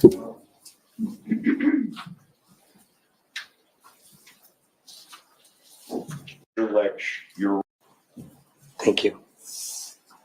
Does that refresh your recollection, Dr. Quintel, as to Doug's perception of letting Ashley get away from him? Letting Ashley get away from him. Hi, South Africa. He did just light up, didn't he? Okie dokie. Yeah, I saw that too. Yes, I said that to the detective. I said it seemed more like I'm not going to let her get away from me. Wow. So at some point he had a conversation with a detective. I'm not going to let her get away from me, is what he told the detective. And they still, was that after he was killed or before? During perhaps something like a restraining order. I'm not going to let her get away from me, he told the detective. Yes, sir. All right, and lastly, Dr. Quintel,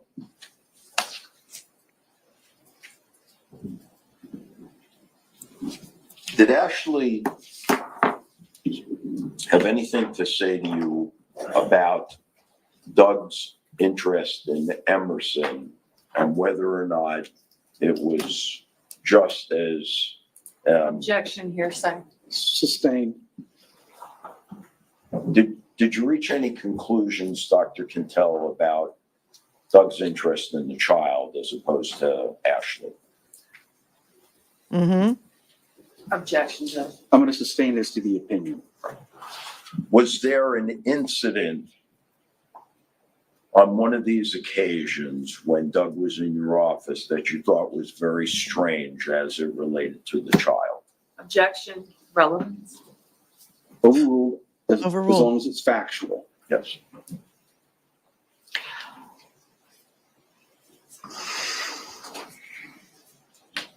Can you say that question again, please? Thank you. Was there an incident that you observed that you found particularly puzzling between Doug Benefield and the child, Emerson? Yes, at the time that I spoke with the detective, I had an appointment and Doug had waited in the reception area, and it was a couples counseling, and Ashley was out in the car with the child. And I thought it was unusual that he didn't go out and see her. Given that they had the relationship they had, it may not be as unusual as I thought, but I was coming from having two little girls and what would be in my mind to do. And how long was Doug sitting in your office at the time? Do you recall? Well, it would have been at least an hour. I don't know how long I was in the appointment before. And in that hour, from what you observed with Emerson, the child, outside in the car, Doug Benefield never once went out to say. I wouldn't have been able to observe that because I would have been in session. I just knew that he was waiting in the lobby. I don't know whether anything other than that. That's all, Your Honor. He was waiting in the lobby for an hour, and he did not go outside and see his daughter. A lot of people have pointed that out. You mentioned that it That bothered you. none of his text messages or at ever least asked you about the noticed daughter, ever referred to the daughter. And by daughter, I mean Emerson, his daughter with Ashley, not his adult daughter, Eva, who's sitting in the courtroom. Let's rewind to the prosecutor's opening question. Cross. So you mentioned that it bothered you, or at least you noticed when he didn't go out to see the child. How long did you observe Doug Benefield in the waiting room? I would have seen him when I first went out to grab the client, and then would have seen him when I came back out of my office. And because of that, you came to the conclusion that he never went out and saw his child. Yes, I did. Okay. And I believe, and correct me if I'm wrong, in your direct examination, you said you met with Ashley Benefield alone 5 times.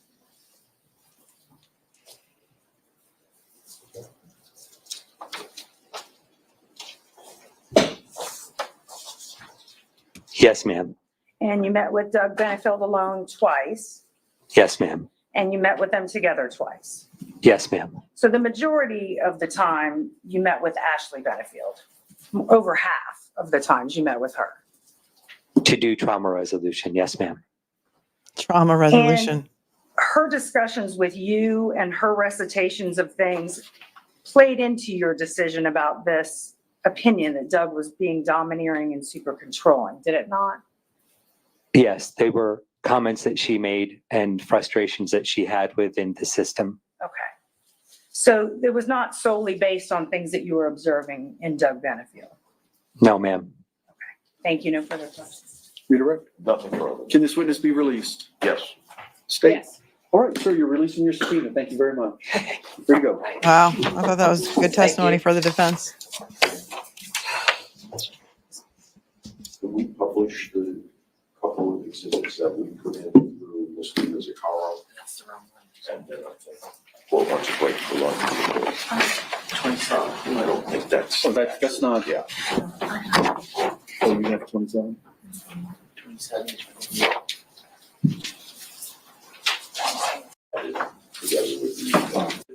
I think at this point, it's a good time for our lunch break. It's about 10 minutes after 12. So take your time. I want you to look through all of this, look through these exhibits, and then I'll excuse you. Exhibits 26 and 27. Those 27 and 28, and they'll be marked on them. There's a little sticker on each, which should say 20.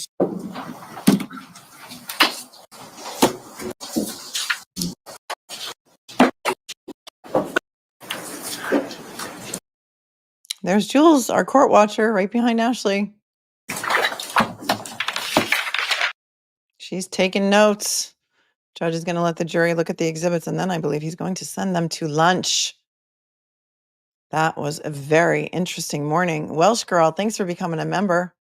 Hope, thanks for being one for 2 months. My heart breaks for Ashley. No matter what, she will always have this memory of unaliving Doug along with the abuse. No way out. I think it's becoming clearer with the defense's case.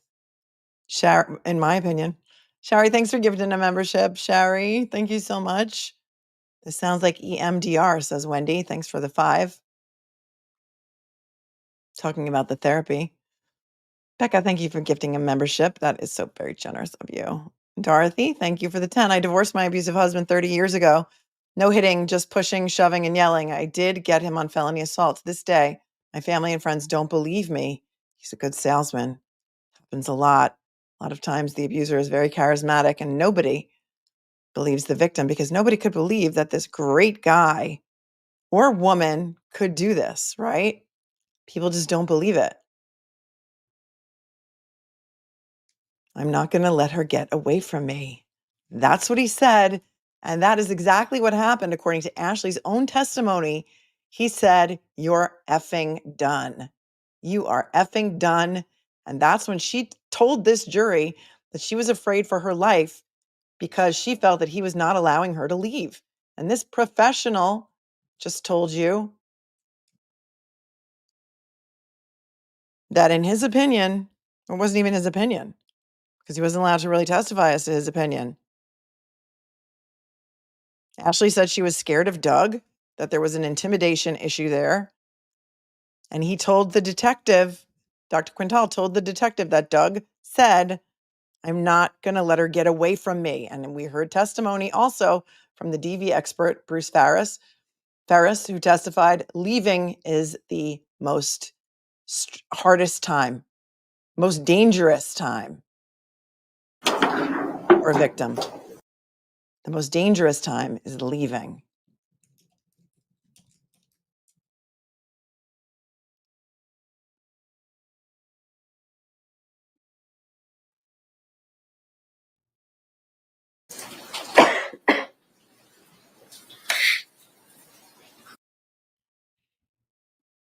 What say you? Yep, they have a public and a private persona. Everyone please hit the like button on the morning stream.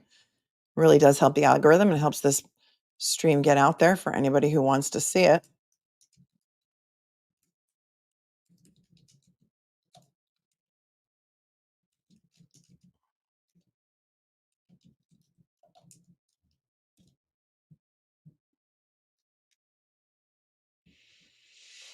Maybe Eva's mom wanted to leave as well. Interesting. Caroline, thanks for being a member for 3 months. Stick with Melanie. Classy and kind chat always. Thank you. I appreciate you, Caroline.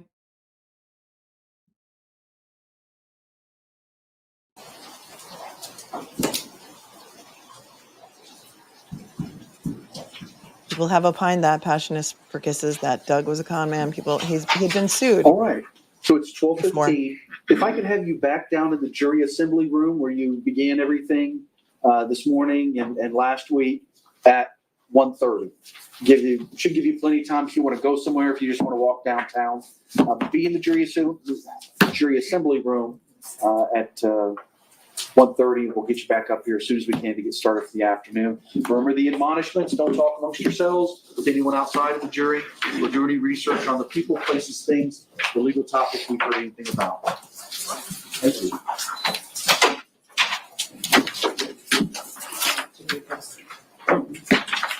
Okay, so they're coming back at 1:30.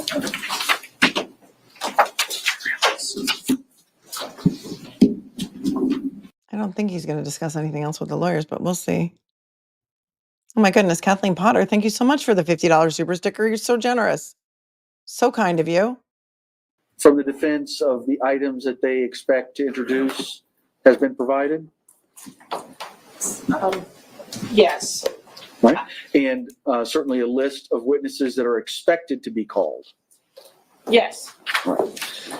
I didn't get a copy of that. If it's been amended from the witness list that I received, it looks like it was filed June 21st of 2024. So I'll just mark, but who do we have on tap for this afternoon?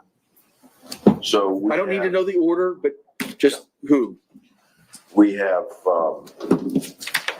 Jason Alexander, Michael Haig, Haag, Dr. Hold on one second. I'm sorry. My list is, okay. Michael Haig. Michael Haig, Dr. Emma Lou, All right. and Warren Justin. Warren.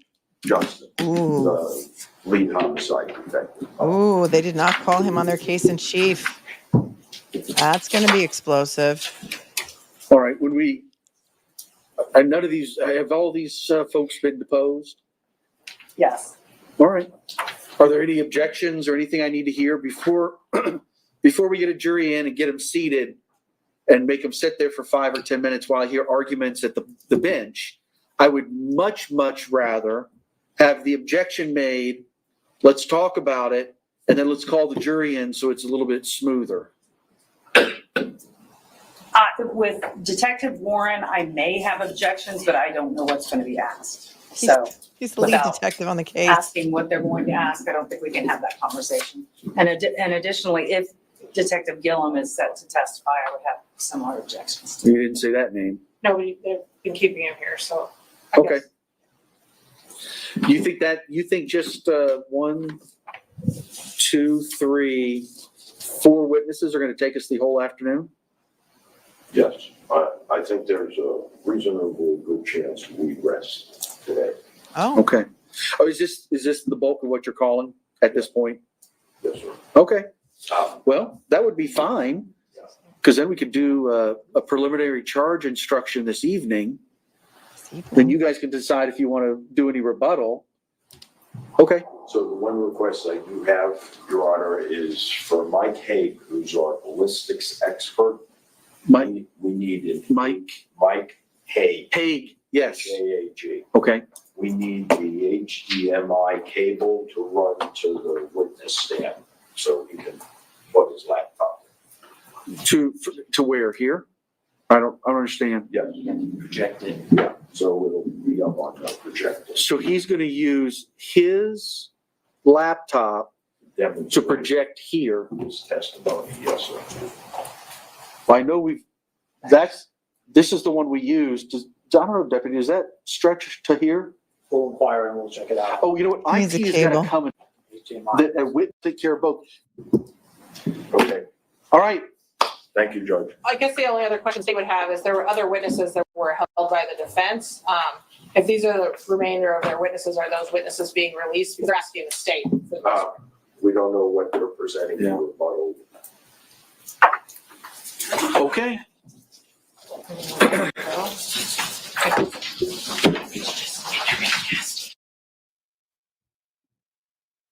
Okay.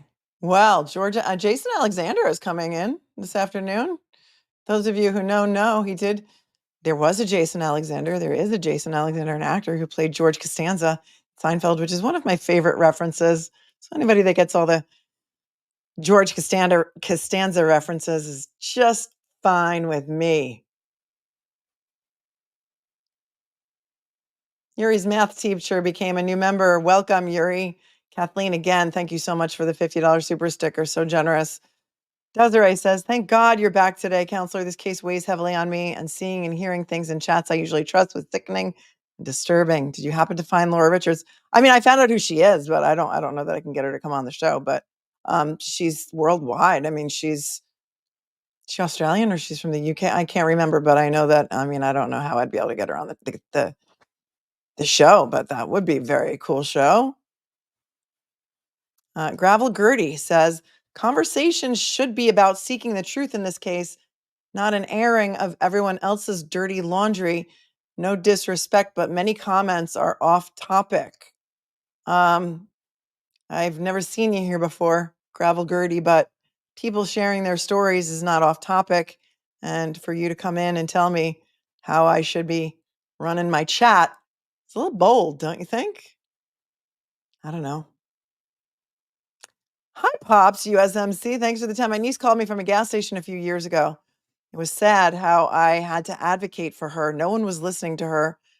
She's got the world by the tail now. I hope Ashley blossoms as well. Oh, you're an amazing uncle. Thank you for doing that, to advocate for your niece and get her out of a situation that was obviously troubling. That's really, really, really sad. Yeah, she used to work at Scotland Yards, right? Her resume is very impressive. She does worldwide talks. I mean, it's crazy. She has a lot of intel and a lot of info. All right, so jury's coming back. Not until 1:30. And what we are going to do, we're going to break until 1. Let me just see if I have any further questions here. Thanks, Kathy, for becoming a new member. So very much. Oh, Colleen, thank you so much for the Venmo, who says that I'm actually educating her. Thank you, Colleen.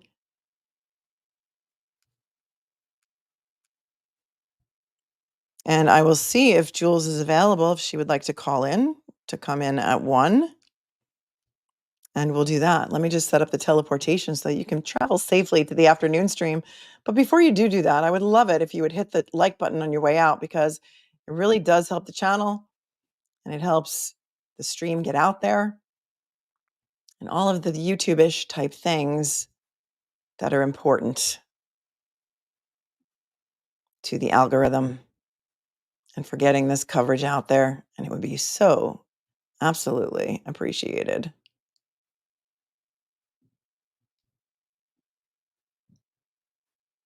Hopefully, Jules will be around to talk to us, and that'll be amazing when you come back from lunch. We're going to start that one at 1. Thank you, Laura.